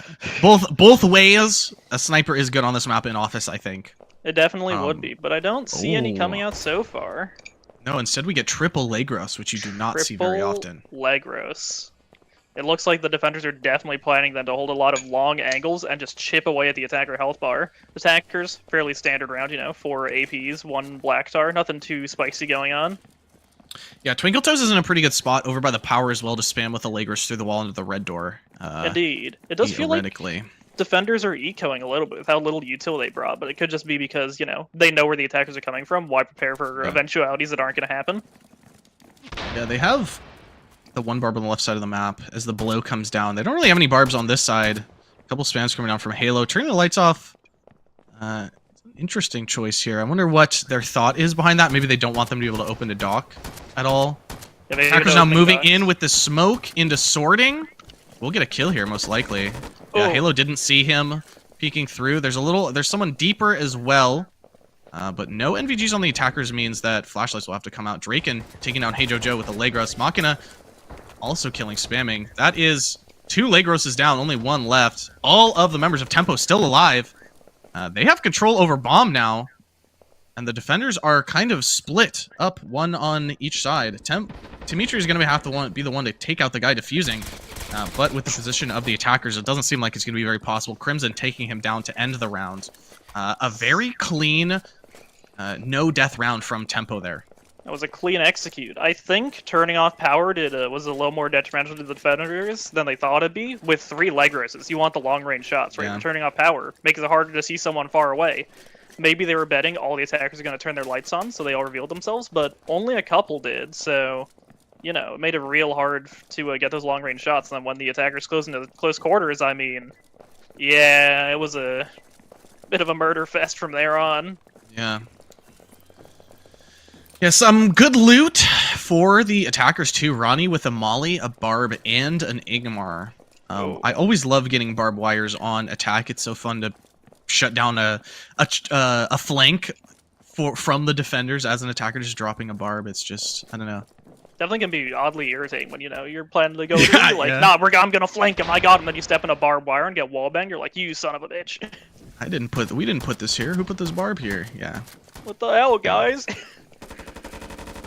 With a good kill onto Halo there, the opening frag.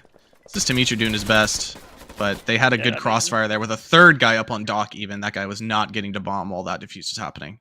No, Dimitri was trying his best, but being split off from his ally, it was going to be a rough time, and unfortunately it was. But now, we're back to Kill House. We're back to Wallbang Central. Wonder what we're going to see from the defenders on this map. See if a little more aggressive holds, or if we're going to see a lot more defensive, just hold crates and maybe haul, and that's it.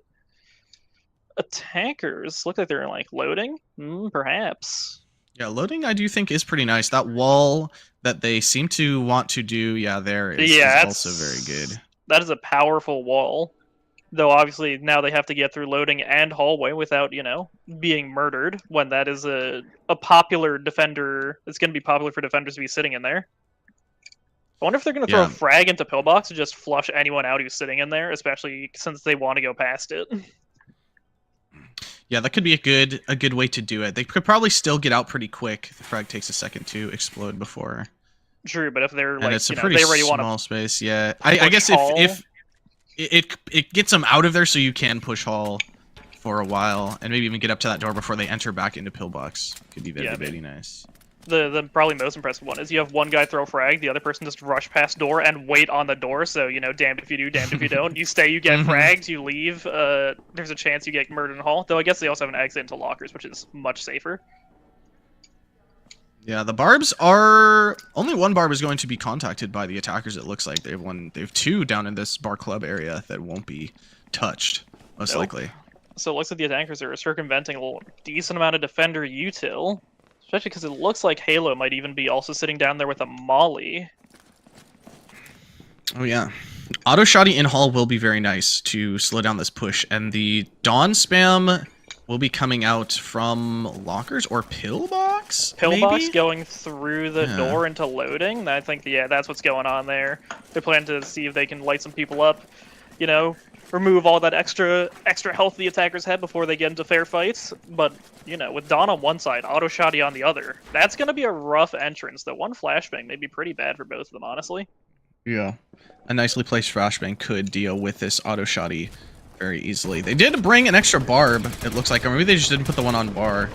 Lots of spams now coming down. Dimitri actually going down in Oh my pillbox God. from spams. Laser Wow. beamed. What a great spray from Drake in there.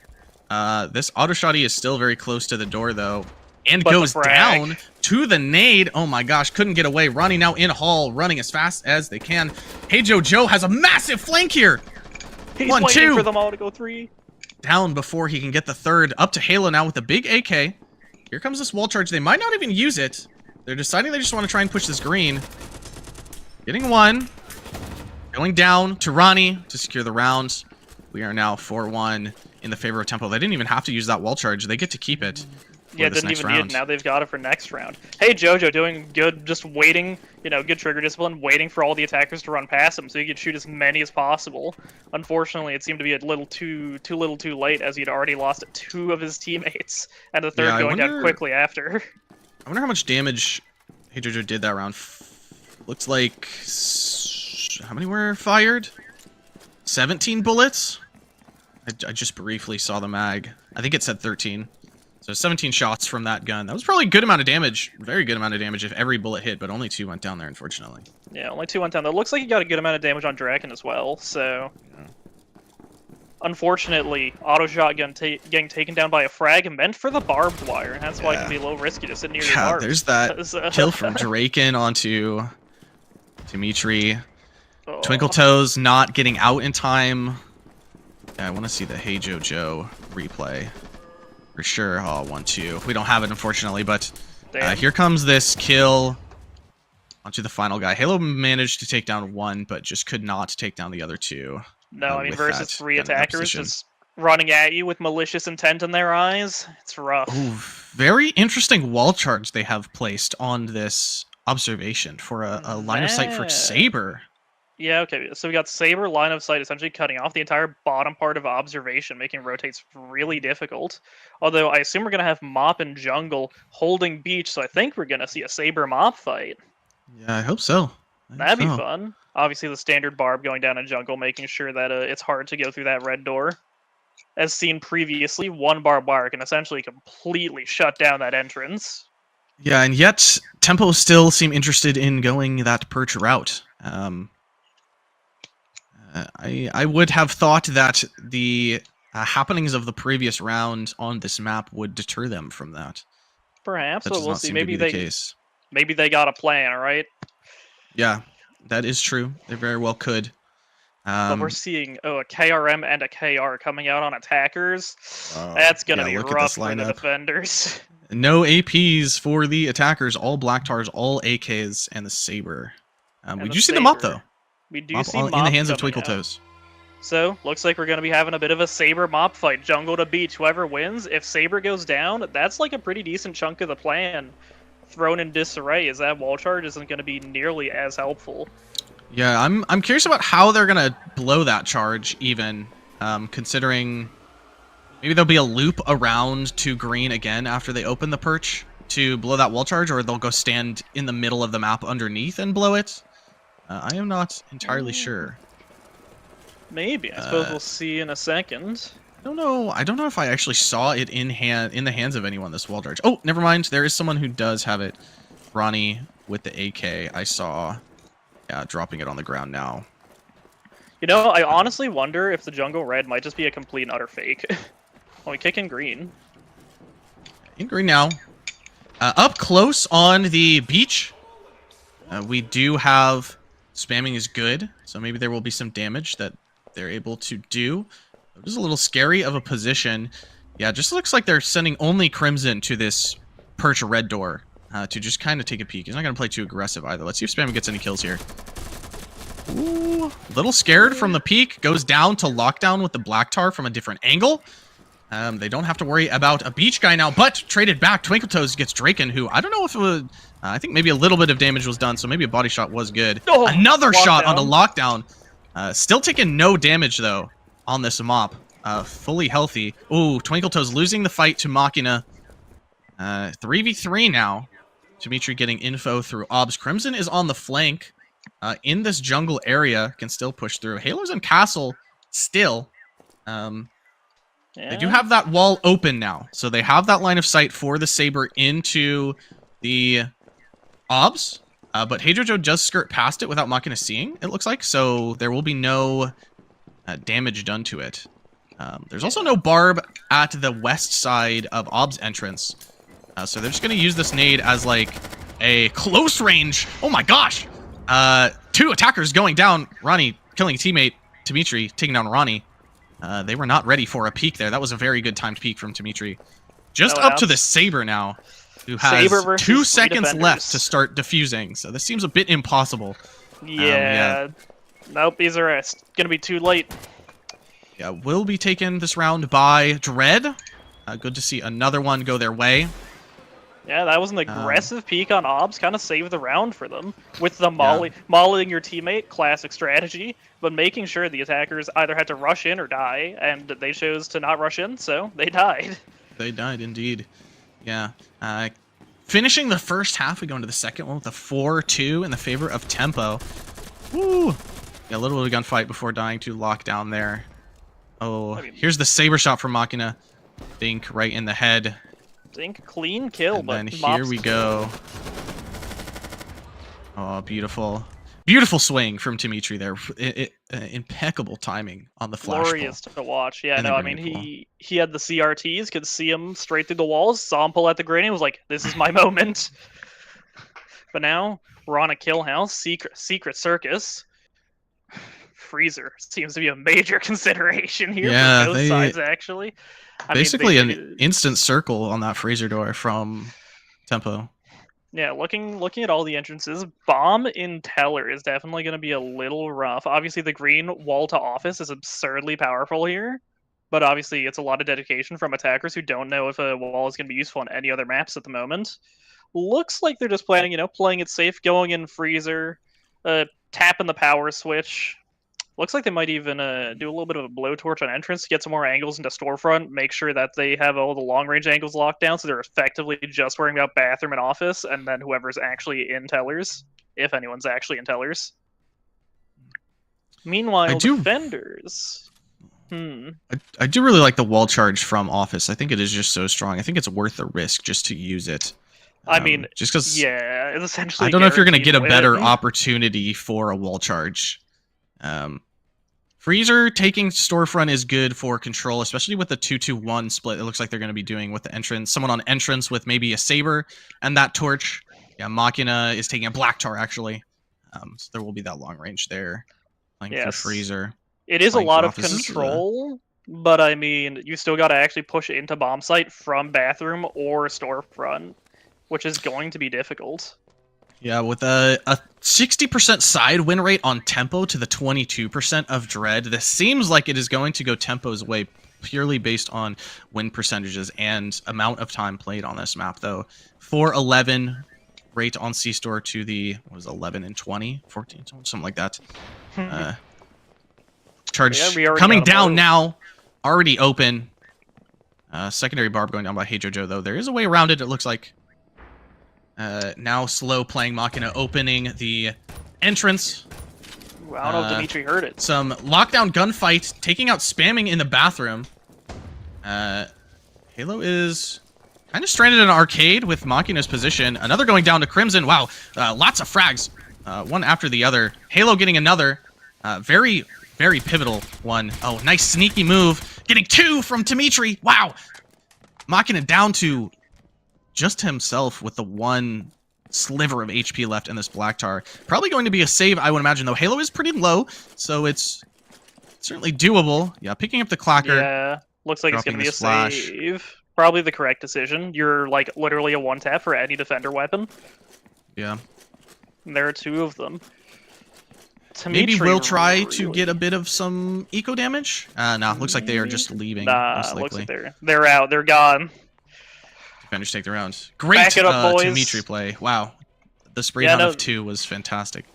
They with Machina watching storefront, they thought it was completely empty and safe, but Dimitri hiding behind the shelves the entire time, making sure not to reveal himself, got an easy 2 frags on Rainy and Crimson. Yeah, very, very sneaky little plays there. Played off very nicely. Probably get to see it again here in just a moment. Yeah, this was the frag from Crimson before opening this. Here we go. Here it comes. Oh, what a beautiful spray. Getting 1, getting 2 there. Love to see it. Oh, we'd love to see Beautiful. this bank Oh. as well. We're in bank. What do we got over here? Well, that button's in a hell of a long hallway. You know, obviously defenders are probably going to be very concerned with that red door because it leads directly to the button they have to tap. Where is our actual vault? Okay, it's in manager. So you're definitely going to need to do a little bit of running unless you do a split, like, server, server hallway. That would definitely be a lot of dedication of utility. Probably just Yeah. going to go green, honestly. It's a pretty safe bet on this map, though, with Teller and security being right there, along with those 2 pillars, making it pretty easy to get some frags and entrance. Might be a little rough for attackers here. It looks like they're doing a 3-2 split. Most of them plan on going hallway, hitting the button as fast as possible, taking any defenders they come with 2 onto entrance. Probably just gonna, see if they can catch anyone rotating, see if they see any backs from people who are focusing too much on hallway, because that hallway door is completely open. Yeah, it's got a good angle. Yeah, you might even be able to see from Teller all the way to that red door. The window maybe. that Oh, was that would be just marked by insane. Hey Jojo. That looks like there is a possible line there. I can't draw on the map, so I can't tell for certain, but it would be very tight, most likely. Probably not a whole lot of like confident damage you could do, but you could get some. You could get some little. You could tickle a little bit as they're running in. Yeah, a little chip, I do. I think this red door near Loans is a very good red door for a Flogel. But it doesn't seem like Dredd are very interested in doing that. They're just going to play kind of just standard angles on it with a knack in bathroom. Yeah, knack in bathroom. We do got 2 knacks, so we're definitely going to be seeing some interesting close range gameplay.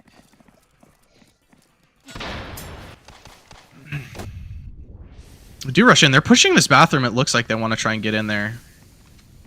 Hope he doesn't walk out into the line of fire of Don't Crimson, walk who's on the out. left there. Yeah, they're watching it. They know. They can feel it. They probably are just going to flash this and push in. It looks like maybe got Twinklefoes get some damage down. Yeah. No, it doesn't do any, it looks like, but they do take down Ronnie. Hey Jojo getting 2, actually. Ronnie and Lockdown before retreating into server. This is a very nice little spot you can dance around in as a defender with that blue door on hall right there. They hit button, so vault is open, but there's only 3 left. Make it 2. Dimitri with a swing and spam from behind, spamming. Beautiful kill. Machina taking out Dimitri. Machina down to 90 HP. A couple defenders with full, but 1 is low. Hey Jojo might be able to get taken down. Machina kind of whiffs the flash there. Ooh, a little bit more damage, down to 30 HP now. It's going to be rough for him and taken Finishes down, him of off. course, by Halo with that big AK at the end there. Yeah, no, those Great hold on that hall. Lots of crossfires. Beautifully done. lots of crossfires. Taking down the 2 coming from entrance meant defenders could afford to put all of their resources into a billion crossfires on hallway and making sure the attackers, you look in one direction for one guy, you're going to die to someone else. Good swing by Dimitri there. Hey Jojo and Dimitri with those AKs in hands did a lot of work spamming with the kind of backshots there. Dimitri's doing work, Draken. being a little gremlin, shooting people who aren't looking at him. Yeah, that does seem to be a little, does seem to be a pattern for Dimitri, a little sneaky gameplay type beat. Always catching the I want to attackers when Circus they're Trouble. not ready for it. But meanwhile, yeah, Circus Trouble, we're on Factory, just the super long-range Factory. All huge angles. What do we got here? Green, dock, and servers. With our bombs sitting in the kind of toxic area. Yeah, servers is a pretty nice blow, I think, for getting power. It's definitely a good I look don't for like getting green much for power, but power. Green's yeah, Tempo doesn't seem rough. interested in it at all. Oh, just kidding. They have 2 that they want to send there. Yeah, it looks like they want to get into storage, get a little more map control. But honestly, Doc is definitely the safest one to blow and push into. But I mean, with these huge long range angles, defenders could potentially do a lot of damage on them coming in, especially if they were to dedicate a little bit of util to make it harder to just run through. Yeah, you see Hey Jojo picked up a Black Tar as well, so they have a Mop, they have a KRM, they have that Black Tar, so they do have some pretty good range on the side of the defenders too. The singular Saber singular Black Tar, Ingmar as well coming out for Halo, actually. Indeed. So the double Ingmar even. We're seeing 2 flares from the defenders. I wonder if they're going to try and tag power again. I don't know if I'd suggest it or recommend it, but Yeah. They were drawing like they were anticipating a power take from Tempo. And I mean, it's doesn't probably look like Tempo's interested. I mean, with 2 people there, they got a flash on the door. Maybe they'll go take power, but it's definitely a secondary concern, just kind of like something to do while you're walking to office, probably. Yeah. Do the attackers have nods right now? That's what I'd be curious to know. Not on Machina, certainly, though that is Saber in hands for that player, so it makes sense there's no NVGs there. Here comes that charge already placed down. This does look like a pretty solid push. With the shield in Dimitri's hands, though, you can get some pretty safe info on the Doc push. You can kind of just look at this Saber, point him out to your team, and draw their attention. You can. Looks like defenders are holding pretty passively right now, not wanting to let the attackers get free shots. Mop Shot came out, but didn't do any damage. Halo getting a kill onto Crimson, which is a very good kill to have. Halo is in kind of a scary spot, but drops the Molly to prevent an attacker from getting up there too quickly. Oh, no. Ooh, shots coming down onto the shield player, now out of ammo. Ronnie having to reload. We'll be able to kill him right here. The shield has no idea.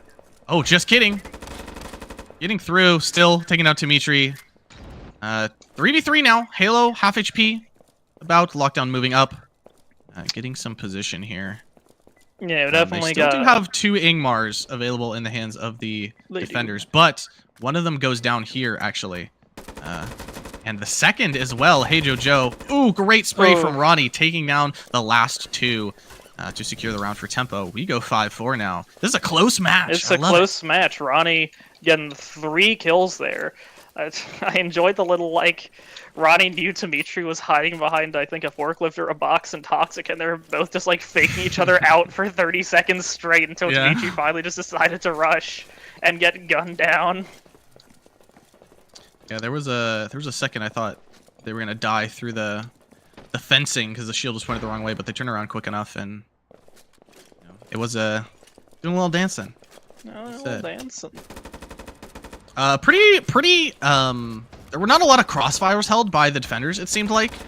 Here's that kill again. The Ingmars didn't seem like they had a great opportunity to work together with the Mop either. No, it seems like they kind of got singled out on the defenders for the most part there. It did feel like they may have set up blowing correctly, focusing a lot on the eastern side when they just blew docks and primarily went through there. But now we're on a kill house. We're back on Secret Circus. Is that a wall charge on entrance? I see. Curious. I still feel like the wall through tellers may be the better play, but maybe this does give them a decent amount of control. You get arcade and storefront essentially for free. However, I mean, there's still a lot of rat spots someone could be hiding in and just pop up, blam you. It does look like the defenders may see it coming with that barbed wire down there on entrance. Yeah, I really don't know about the entrance wall charge. I think just getting line of sight is plenty there. I don't think you need to actually enter on the side of entrance. There's with the office split and entrance push, you can clear out arcade. You can kind of they actually have shifted their plan to walling from arcade. Walling from arcade. That's interesting, maybe because it's slightly less conventional, but now you got to push through arcade, which has some nasty angles into it from storefront. Yeah, and that barb is going to make it very hard too. Yeah, but presumably, attackers are going to bring a frag to clear the barb, hopefully. You would assume so. They might just try and torch it, though. In that spot, it will be very dangerous to do so without a shield. Indeed, and it looks like defenders are setting someone in that corner to watch Arcade, to watch that barbed wire there. So defenders are gonna have or attackers are gonna have a rough time getting in there. I think. They have the double knack out too, so spams into office are very dangerous for the attackers. There's no barb on this green door into office though, which would have been nice for being able to spam onto, I think. They've instead decided to do barbs on both of the exits from that office, which is interesting, so you can essentially tell where they're going. But, oh, we do have auto shotgun on defense, so maybe we'll see a bit of auto shotty action here. We've got, is that Saber again on attack? Ooh. That smoke does seem a little dangerous to me. You could have that auto shotty really sneak in and get into office, so they do have to walk through a barb to do so. Here comes the spams from the knack. Not doing any damage to anyone yet. Arcade door now open. They might switch up their plan after seeing this barb, because they do have a nade, actually. You have a nade. They flash it, they just run in raw. Draken will really turn there around. to shoot on that barb, and Draken does go down to Hey Jojo's gunfire. Comes some spam. They might get a kill onto a guy with just this charge. We'll see. Oh, it does a lot of damage. 44 HP left. They were not expecting it there. Takes down Dimitri, though. Another going down in Machina. Or in spamming, rather. From the side of Machina. This is pretty good position for the defenders now. Oh, the defenders are in a great spot right now. Halo's one tap away, a light tickle from death, and, you know, probably Twinkle Saber. Useful, yeah, not even in the building to help right now. Can't really help his ally if Machina just stays crouched. They really needed to blow this barb, I think, to work on that wall charge. Yeah, I mean, not having Crimson dead and not having Twinkle's call out that they can see someone in Tellers holding the wall charge position was definitely rough. Yeah. Machina can't be spotted by Twinkletoes either. He's going to have to... Probably he's going to get this kill onto Halo when they push into the barb here. They're playing very, very patient. Probably, but with only 13 seconds left. Yeah. Yeah, a little wallbang. I Doesn't think they might go for the seem save. doable. Yeah. They certainly have to in this position. Maybe getting a kill onto Machina here. Maybe not. A little whiff there from Twinkletoes makes it so Machina does not go down for the end of the round. Very nice stop of that push from Tempo. The Knack's doing a lot of work spamming there, and Machina in a very nice kind of flank position to shoot them in the back while they were kind of pushing through that open wall. We're now 6-4 on the side of Tempo. Dredd's got to win 2 rounds in a row on this attacker side to tie this game up. Yeah, we'll see. I mean, there's always the possibility. We're back on bank. Again, that loans blow is really good, but it can be definitely rough with, like, you have an angle from security, hallway accounting. Getting through that, like, triple way choke point is definitely a rough on the attackers. But with the attackers having actually used their wall charge. We got some replays from last round, actually. Ooh, do Let's we? see this. This will be good spam. Crimson did take a lot of damage from that wall charge, but still lived. Dimitri going down, pushing through, doesn't get the kill. Yeah, the Knack firing squad from Lockdown and Crimson there really dealt with this push here. Machina also joining.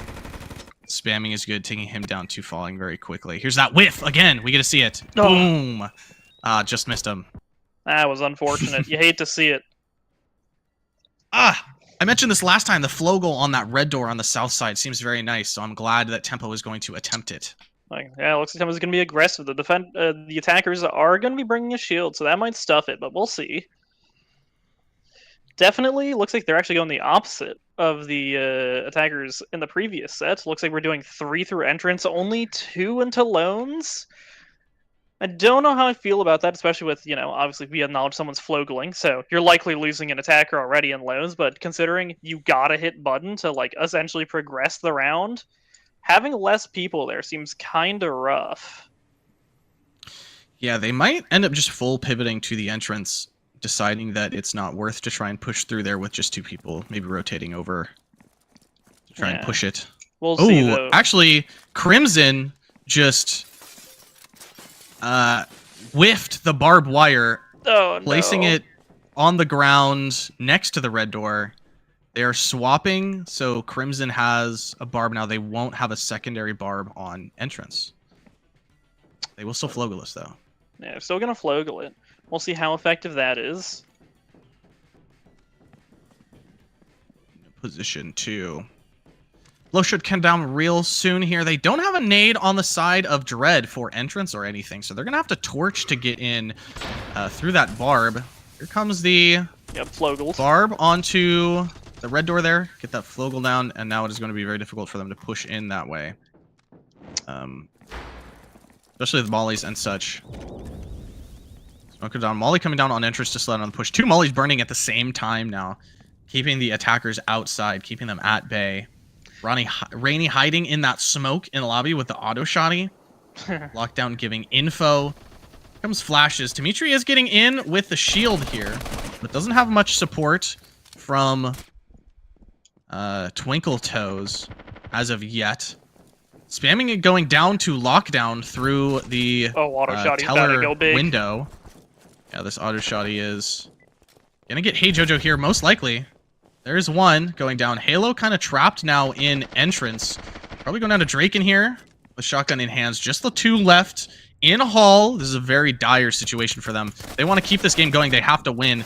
And no, I don't think it's both happening. going down to the swings from entrance. 4-7 in the favor of tempo for game 1. Very nicely played. Indeed, it was well played. Entrances, there were so many angles in the entrance. It was a rough time all around. You had one person security, auto shotty sitting in lobby, one person sitting in tellers covering auto shotty. I didn't actually see a whole lot of flashes going out there, surprisingly. I feel like attackers kind of used all their util way early. Yeah. I wish they had brought a nade, too. It would have made at least getting in one of those entrances a whole lot easier. It would have been a lot simpler, yeah. To it. Yeah. But regardless, Tempo take game 1, 7-4. We will be back very shortly for game 2. Indeed. We're going to go to a quick break. Of course, I heart DP. I love to say it every time. You got it. You got to. If you're enjoying what you're seeing, you can get the game for $10 on Steam. Very good price for what you have, what you get from it. Lots Indeed, of cosmetics. Very fun game. Plenty of cosmetics. A lot of strategy. Yeah, it might be my favorite dress-up simulator that I own. Due process. All right, we're gonna go to break.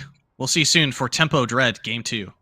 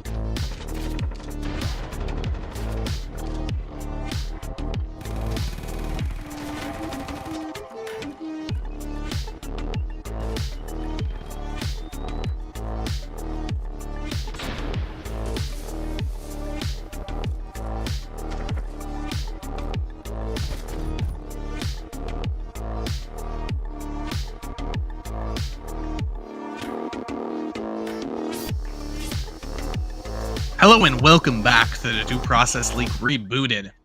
We just saw a beautiful game from the side of Tempo defeating Dredd 7-4.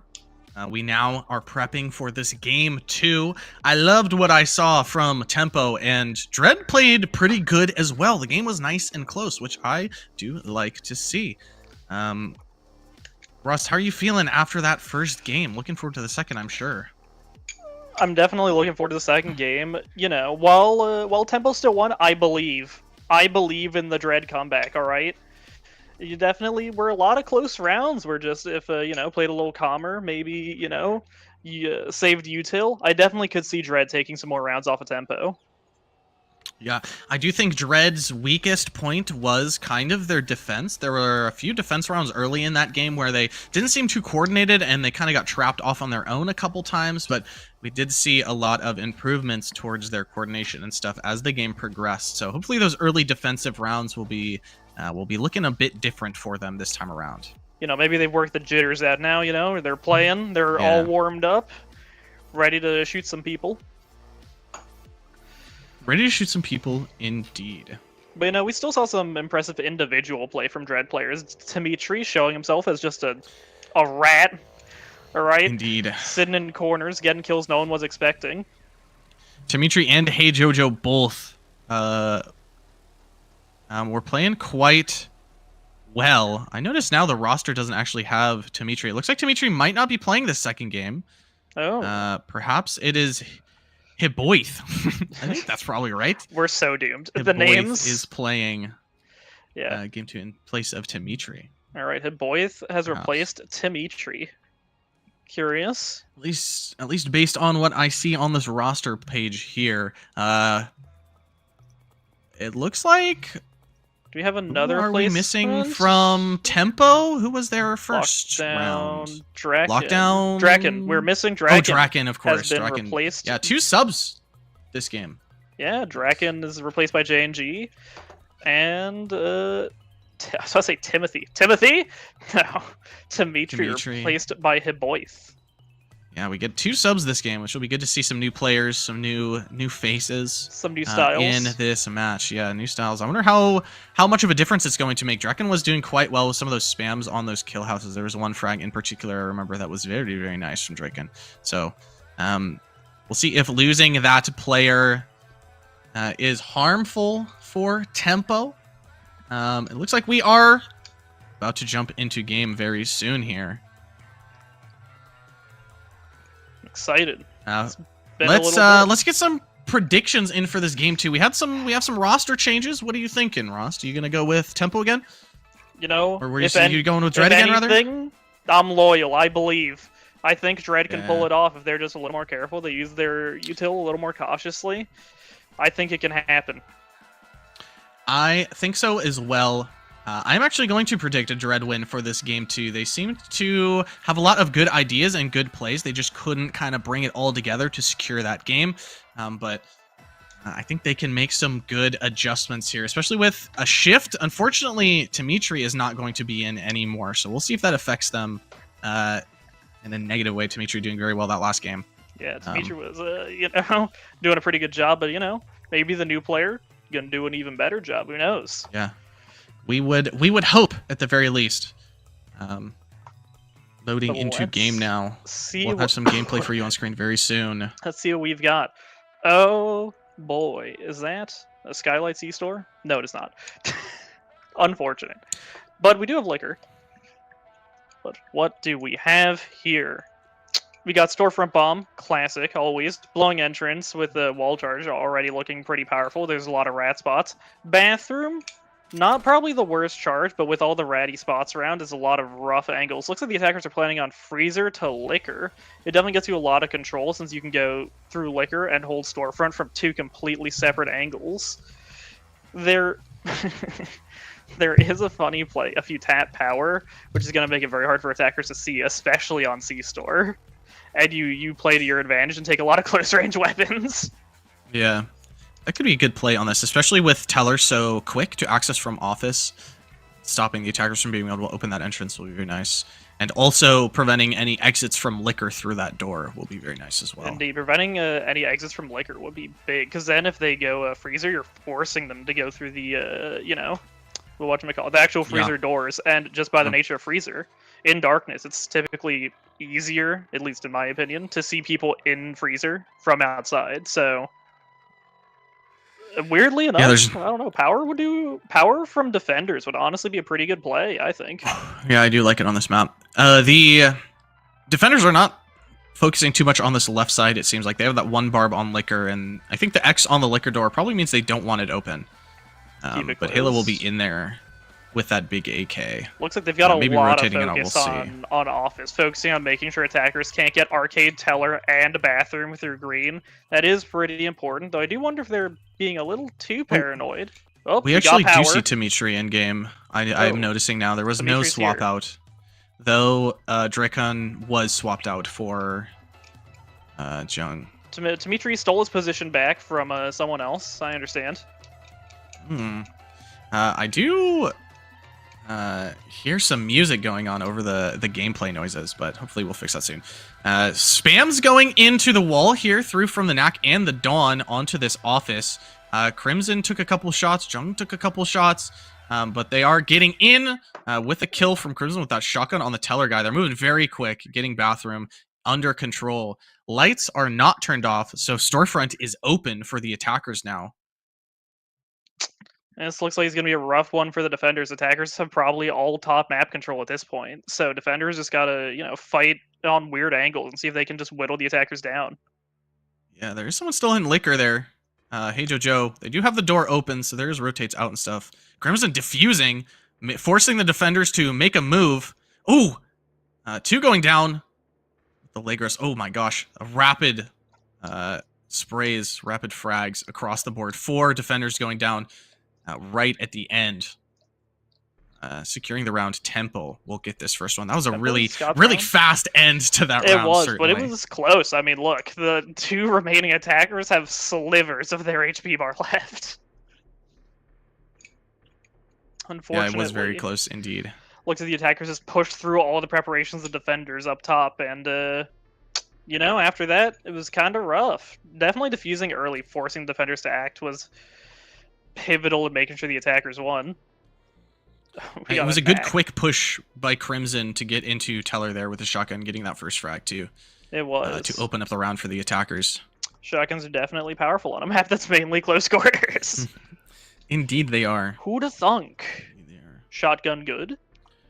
Now with the KRM in the hands of the attackers too, that is going to be pretty detrimental for the Defenders. Here's some spams. The little bit of damage that was done from the Dawn onto the 2 attackers. Crimson still managed to get in, get that kill, and the Defenders traded back a few here. It was 3 kills, and then suddenly the rest of the Defenders died at the end of the round. For a moment, it was looking very Defender favored, and then it was turned around by the attackers. It's looking good for the Defenders. It kind of seemed like the Defenders rushed the attackers a little bit unnecessarily, but we'll see. We're now on Kill House. Viking Fox. Oh boy. Okay, so this is another one where Green doesn't even look that bad. Frankly speaking, it actually looks really good. Yeah. Especially I think getting into that club door can be very difficult if they have a barb there, but the wall just circumvents the entirety of club, which is very nice. The wall allows you to completely ignore club, get straight to bomb, maybe even kill someone if they're ratting next to that door. You get good views into crates from Green as well. I'm sitting here and I'm like, man, I actually don't see a reason to go anywhere but Green. It does appear we're going to have some people rotating in through Lumberyard. I wonder if that's to catch anyone rotating from club to stop the people in reception, to do a little bit of a flank play. Would be a good idea, or maybe even to protect their green door from anyone playing in crates if they try and rotate out. Yeah, I do like a Lumberyard push with the torch there. You can get in, get those double doors open on the side of club. You don't have to kick those. You can just open them as an attacker, and you can kind of get some shots into the backs of some of the defenders who are maybe spamming through those walls or positioned strangely in preparation for that wall charge coming out. Be a little sneaky beaky. Even sending two there will be pretty nice, I think. I agree. It'll definitely catch anyone rotating, and chances are, I think they're probably going to be able to pick up a kill from someone who just maybe doesn't hear the torch and the door open. Yeah, we'll see. The torch is pretty loud, especially on the fence when it breaks, so hopefully defenders do hear it. Ooh, lockdown going down immediately to Twinkletoes. Great shots from the Ingmar there to take out the first guy on the attacker side. Spamming coming down now. Hey Jojo going very low.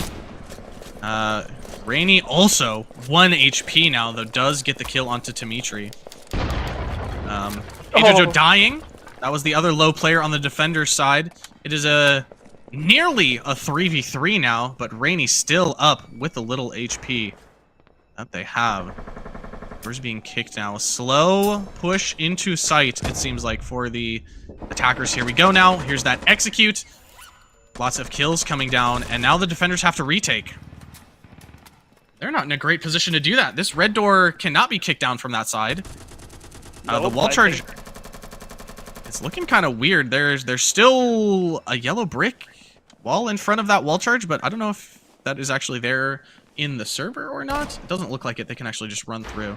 I mean, it looks like they got through. Oh no! Halo getting killed there. Ran right into his hands. Did not eco Kicking your the door down was funny. Yeah. Good attacking round. It's definitely a very good I'd like attacking to round. see that. Defenders just got pinched from everywhere. The wall charge picking up the person ratting near the door. Very unfortunate. Dimitri going down there. And the second kill here. Boom. Killing Hey Jojo. Very nice to see. Rainy getting those 2 kills. It's definitely rough. But now we're on to Factory. Operation Red Fox. What have we got here? Sorting, storage, and server farm. I look at server farm, and I hate it. I just hate it. Yeah, being able to execute through servers and sorting towards conveyors at the end of the round is quite nice, but still with the position of office and the cover on conveyors, you can actually just kind of fight that server's door without exposing yourself to sorting at all. Yeah, there's a billion angles into both of those doors, which just would make it real hard for attackers to get in there. Looks like attackers are planning on going through sorting, it appears. Oh, a 3-2 split, naturally. I assume 2 green, 3 sorting. Ooh, looks like they want to do 5, Oh, no, actually. never mind. They're all going sorting. Fuck green door. Sending... It's for losers. We're going They're sending 52 players sorting, it looks like, is what they've written on the map there. And they must have called in reinforcements. The entirety of Argus is showing up to kick down this door. Sorting might still be a bit rough to fight through. While you don't have to deal with office, you still have a hyper open docks and conveyors to worry about, with a lot of rough angles, especially if attackers bring defenders bring mop. Sorry, that's gonna be rough to push through. But it looks like the attackers believe. There's an auto shotty on Halo here in sorting, it looks like, so there might be a little bit of some aggressive play early there. You might see it, though we have seen attackers, especially Tempo, being very good with flashing out and fragging power weapons, so I'm betting there's going to be a flash right in Halo's face, which unfortunately might render the auto shotty a bit null. We'll see what happens. They might not even expect anyone to be in there. Maybe, I suppose we'll see. The position does change, it looks like. Halo now in a truck. We'll see if it goes back. That smoke actually does kind of whiff onto that conveyor spot. Yeah, it looks like defenders. So the defenders will still have that cover to work with. Here comes the blow onto sorting. Halo in a nice position. Power going off, it sounds like? No, I was wrong. Power's on. Molly coming down will split the group. Oh, pushing him right now. Crimson is very scary considering he has a auto shotty, though he does die. He doesn't even look. Just goes down. Maybe he thought he was hidden in there. Maybe. I'm actually surprised Crimson didn't just tap the button to close it. Kill. Yeah, another kill for Tempo here. Looking very good on this initial opening. Lockdown taking out Twinkletoes as well. They have a Legros and an Ingmar on the board. Rainy going down, who was very low. Crimson taking out Hey Joe. It's just down to the 1 with the Legros. And 3 HP. 3 HP and a very dream. hard. They're going to have to fight this guy through servers. Honestly, this is rough. I don't think you're going to win this one. Yeah, eco not really possible here. Probably just going to go down to the Yeah. dock there. They didn't really have much position in office, it seemed like, for the defenders there. No. Which I think was a missed opportunity. They all kind of got caught out holding individual angles. There wasn't really coordinated crossfires. There's the definitely a lot side of of seemingly strange angle holds. Not really. Almost everyone seemed to rotate green when the green door got kicked, but it was a complete and utter fake by the attackers. Yeah. The Molly was good to split the group off from Crimson, but Crimson was able to get in and get this kill onto Halo, which I'm kind of very surprised about. Halo didn't even peek at all. I'm as well, honestly. And then Dimitri going down to Rainy there. Honestly, what needed to happen was both defenders needed to swing. Yeah, one of them was probably going to die, but you probably would have taken an attacker or two with you. And unfortunately, spamming is good. Being last alive with a Legris and 3 HP is not conducive to long-term survival. But No, we're it back. is not. We are back to this lion death bathroom take from the side of the attackers. Seems interesting. Definitely seems like a plan. It's going to be a lot of CQC fighting, so I bet attackers are going to bring some shotguns with them. It can be rough on defenders, especially if they get that button. So honestly, again, just tap power. I believe you can do it. Who cares, you know? You didn't need a C. It's optional. But apart from that, I'm not seeing too much crazy stuff going along. Attackers and defenders have both marked 2 rat spots in freezer, though, which is rather amusing. Yeah, the same circles on both teams. It's quite funny. It's definitely a concern. Probably, defenders might have someone in liquor, making sure no one comes through freezer. I'm not actually sure what the defenders are holding. It seems like they're just really hard planning on holding storefront. So barbing off entrance, teller, and arcade. I don't know if that's going to unfortunately work out too well for them. I think the attackers are only really going to hit 1 barb on their way out. No, they're doing a split entrance bathroom, so they're going to be hitting 2 of the barbs. Yeah, bathroom will be avoiding, I think, every barb that will be placed, theoretically. Office will have to work with either that teller or the arcade barb. But just the one guy entrance will be bringing torch with the saber, so there won't be any actual walking in there unless they do get teller control from the side of Dredd and open the shutters so that that guy can step inside. But which might happen. Still, it might not be the case. Still, with a pinch from teller and bathroom, I could see them getting teller control no problem. Yeah, Crimson now also rotating 2 people in bathroom, and with it blown, it is going to be a little scary to push into. Spamming in arcade, going down to the molly of Machina, and Rainy getting Dimitri elsewhere on the map in the bathroom with the auto shotty. This attacker push has been slowed down so much already. Here comes a nade to try and clear out the shotgun guy, but it will not really matter. Ooh, Rainy still goes down fire him, though. to the spray there. I'm surprised that worked out the way it did. Entrance is open, so the Saber can take a peek, but Crimson will challenge with the Igmar and win the duel. 4v2 now. Hey Joe looks like they're about to go down. Very low. Oh, lockdown finding Hey Joe there. Halo finding Crimson. Machina also going down. 1v2 now. Actually very doable for this Blacktar. Getting the 1. Oh my gosh. Just barely surviving, actually. Okay, well, that defender's on a sliver of their health bar, so they do not have a lot. Push through a barb now with worry of freezer, with worry of elsewhere. I like the smoke. Smoke, not Should bad. get this kill here, theoretically, right? Halo, oh my gosh. buddy. This is Getting not shot in the back. Oh. Halo. Unfortunately, as opposed to what your namesake may suggest, this is not Halo, and jump shotting was not the ideal choice. Yeah, I think with the Blacktar in that position, the jump shot was not the way to go. But it was so close, man. I could literally see it. You just had to walk in there. I mean, you knew that defender had literally no health. You could have honestly just walked in with your pistol and been fine. Frag. That spray onto Rainy was very good there. Oh, it's so sad. Not even a single bullet hits there. No, even a and single then getting shot in the back. Yeah. Liquor just having the crosshold. That's rough to see. But it is rough indeed. We're back on Kill House. Looks like the defenders are planning on barbing the lumberyard. If the attackers decide to use the torch, I don't know how helpful that'll be, because they would just torch the wall and then torch the barb. Yeah. That's what I was thinking as well. Maybe It's they'll a have someone little in strange. Lumberyard to peek and challenge, do some damage while they are trying to torch that barb. Would be probably a pretty decent idea, yeah. Looks like, again, Attacker's planning going green. Green on this map seems particularly powerful. It just gives you so much map control. A lot of long-range fights. I wonder if we're going to see anything spicy. Yeah, it looks like they're going to try a Flogel maybe in backstage.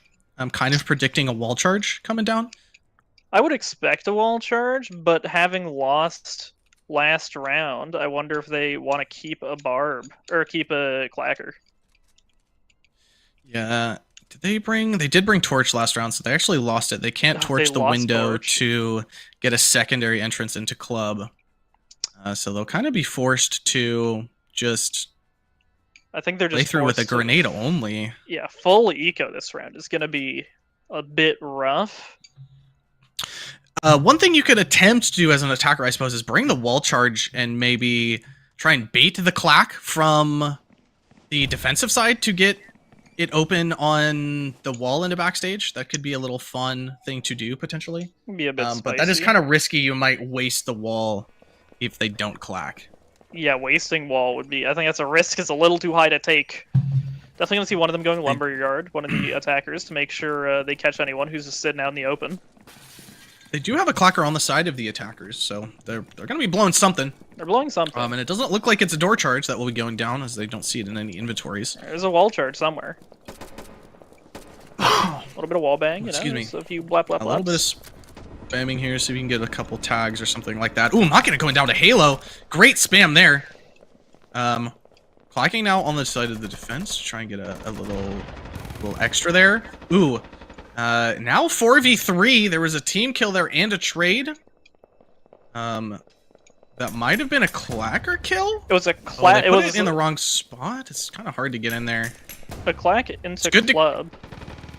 Oh, there's a player rad. Oh, good flank from Lockdown there. Though in a pretty weird spot now, probably going to die. Yeah, locked to that. He's one locked of in that these room. attackers. No, you gotta crouch. The shield doesn't protect your feetsies. Oh my gosh! In what universe does I Lockdown am- win this fight? I am so surprised Lockdown even got one kill there. Now the attackers are in an extra rough spot. They have guys with low HP, both of them.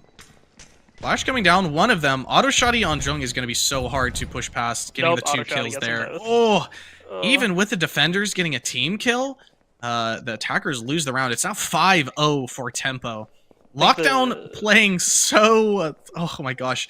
I'm so surprised Lockdown even got a kill and the damage fact down that onto the shield player too. Lockdown got a kill and all that damage was really what sealed the attacker's fate. Yeah. There was that team kill.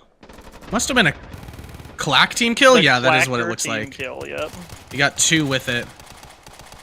Lockdown has no business doing that much damage in that scenario. With exclusively the GAT-9, that was rough to watch. Yeah, auto shotty to wrap things up. Wonder The if end of the round. Dredd's starting to feel a bit nervous now, you know, 5-0. It's not looking great, I gotta admit. Wonder if the nerves are getting to him now, having a lost previous game, you know. Mental is 90% of due process in a way. Yeah, that is very true. Their mental could be kind of shot, especially 5 rounds deep within a single round for yourself. It gets harder and harder the more rounds you just lose in a row to kind of come back from that. Maybe especially Dredd, with his... Dredd doesn't have a clacker now, so they have to go green. They have to go green. So, if the defenders have been paying attention, which it does look like they have, Dredd's gonna have a... I don't think they're winning this round. Yeah, it's going to be very difficult, for sure. With every defender knowing exactly the 2 entrances they can take and prepping for it super hard, I think this might be a bit rough for Dredd.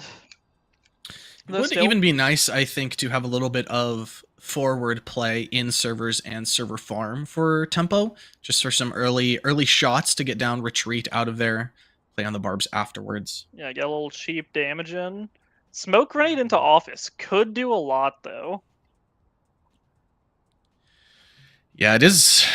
This take from just green is so hard for attackers. Just take from just Sorting green. is so much cover, conveyors is so much cover, office is such a great spot to watch both doors. Yeah, no, there's like, it's just all angles everywhere. It's completely open, no cover for the attackers to use once they leave servers and server farm. At least there is a nade in the hands of the attackers, but There's a nade, but I am seeing preciously little util. yeah, there's only one barbed wire for the defense placed. They don't need more than that, is what they feel like. And nade flashes. Still people not having left the truck yet, so this is going to be a slow push here. We're going into entrance now with a kick. Hopefully they use the nade on this barb because the other side is not barbed. They do want to execute through it, it seems like, but I don't know. I guess both doors are very difficult. Shot from the mop coming down, tagging Halo. Oh, It is just a that's body. rough. There goes the nade. They naded server There might have been a farm. barb there. Maybe there was a barb, Just but couldn't see it. Yeah. now every single defender is watching that door. The smoke in office is very nice, actually. Shuts down the mop is. and stuff, forces the defenders to drop, but With the we'll mollies, see though. if it is going to work out. Yeah, the mollies are going to slow down this push a lot. I think the mollies are actually going to prevent the attackers from really fully pushing Mop in. going Oh! down here. That's a good opening pick from Halo. They do have to push through this barb, though, so it is going to be pretty hard to get out there, especially with all these crossfires. Lockdown has a great spot. Jung as well. 3 going down now for the attackers. Just 1 left. It doesn't look too good. Doesn't even get the 1. As we are 6-0 for the side of Tempo. Halo, buddy, you gotta stop trying the jump shots. Don't think I didn't see that one again. Yeah, I think the nade use on the south side and then not even pushing it was a mistake. They should have probably brought it up to the north side where they seem to have a little bit of a better execute planned. I could see the spicy plan where you nade south, so all the defenders think you're gonna go there, and then you hard push the other door, but they didn't push it hard enough, so the defenders just kind Yeah. of sat back and reorganized. Yeah, it was very much 1 by 1. They kind of walked through that barb there. The Molly doing a little bit of damage to Hey Jojo. Yeah, here's Halo with the opening frag on a Machina, which was very nice. But that is the only kill they secured in the round. Yeah. After that, they had so many crossfires onto this spot. No, it was crossfire pandemonium. There's not a whole lot of chance there, but onto Bank. Cursed Trumpet. I wonder what we're gonna see this time around. We do have the round switch. We've got, new set of maps, obviously. Entrance is looking pretty rough. Just in terms of, you can obviously have defenders and manager and lobby, but entrance, effectively, you blow it, you prevent any defender from going lows to accounting or vice versa, which is pretty powerful. But it does look like the attackers are planning to go through Hall, just planning to maybe take security, get a lot of control, and then making their way over through to accounting from loans and manager. Yeah, there's a long angle you can get from accounting through that green door on loans all the way to that red door, through the manager window. So it is very difficult, especially with a successful flow goal if Temple are able to pull it off. I'm sure it won't be too difficult for them unless Dredd challenge in the smoke when the door is blown. Indeed, it's definitely a good opportunity for the Flogel. I'm honestly wondering if blowing servers may have been the play, but it does look like the defenders have prepared for it a little bit. But then again, getting teller control would make essentially getting entrance much simpler. Yeah, there isn't much of a cover on entrance. It seems like it's just Lockdown and Machina that will be watching it, really. So a Mop and a Gerber, though. I mean, it's a mop, though. There are 4 players up towards this one. There We goes got the the barb. Flogel again. Yeah, Successful flow goal on Auto Shotty right next to it. And Machina actually Auto gets a Shotty. pick onto Twinkle Toes with the mop. Flash goes in way Flash too coming deep. in. Oh, the barb might have whiffed, actually. They might be able to sneak through without touching it too much. There's the nade to blow it up. Goodbye, Shield. You this lived a good guy- life, I suspect. Another... Here comes the flash. Oh, that Full white flash hit. on the Auto Shotty, but still alive somehow. Protection from the teammates. So nice. Oh no! Oh, Lockdown going no. down outside, or Halo going down outside to lockdown. Man, that is it. Tempo takes the game 7-0 with a very decisive final round. Indeed. Tempo takes it. That one. Ooh. The util usage was good from Tempo. What can you say? They played their angles right. They played counterflash. They did well. I want to see this replay of this of the spray down, the crossfires. Oh, Crimson all the way from accounting, shooting through Tylones. Couldn't get away from that spray down either at the end. Oh man, what a great second game from Tempo. The first game was a lot closer, and they really picked it up for the second one. I think Dredd might have had a little bit of a mental decline going from game 1 towards game 2 and just losing round after round. They couldn't even get one that second game. Quite unfortunate. Yeah, no, with the round after round, I think Dredd unfortunately lost a Tempo, and Tempo picked it up and went with the confidence and went for the ego plays, which ended up working. Indeed, it did. Tempo with the bigger egos, the better gunplay, certainly won that game.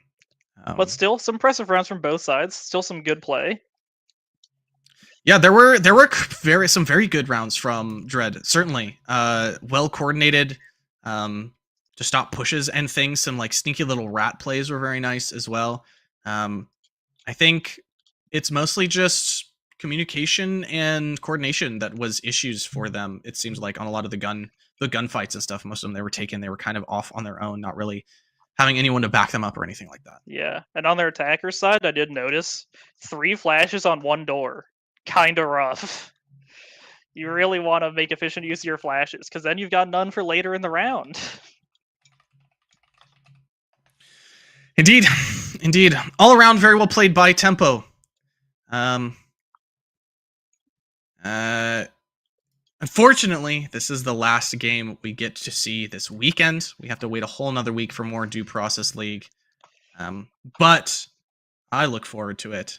As do I. I hope Ross does as well, yeah. And I'm sure lots of other people are as well. We don't know the matchups yet, of course, but I'm sure they'll come out soon on this Wednesday. Hey, if you come next week, then you'll know what the matchups are because you'll be watching them. Indeed.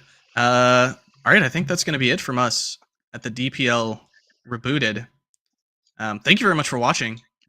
Hope you all enjoyed We'll see you next week. Yep. See you next time. Take care.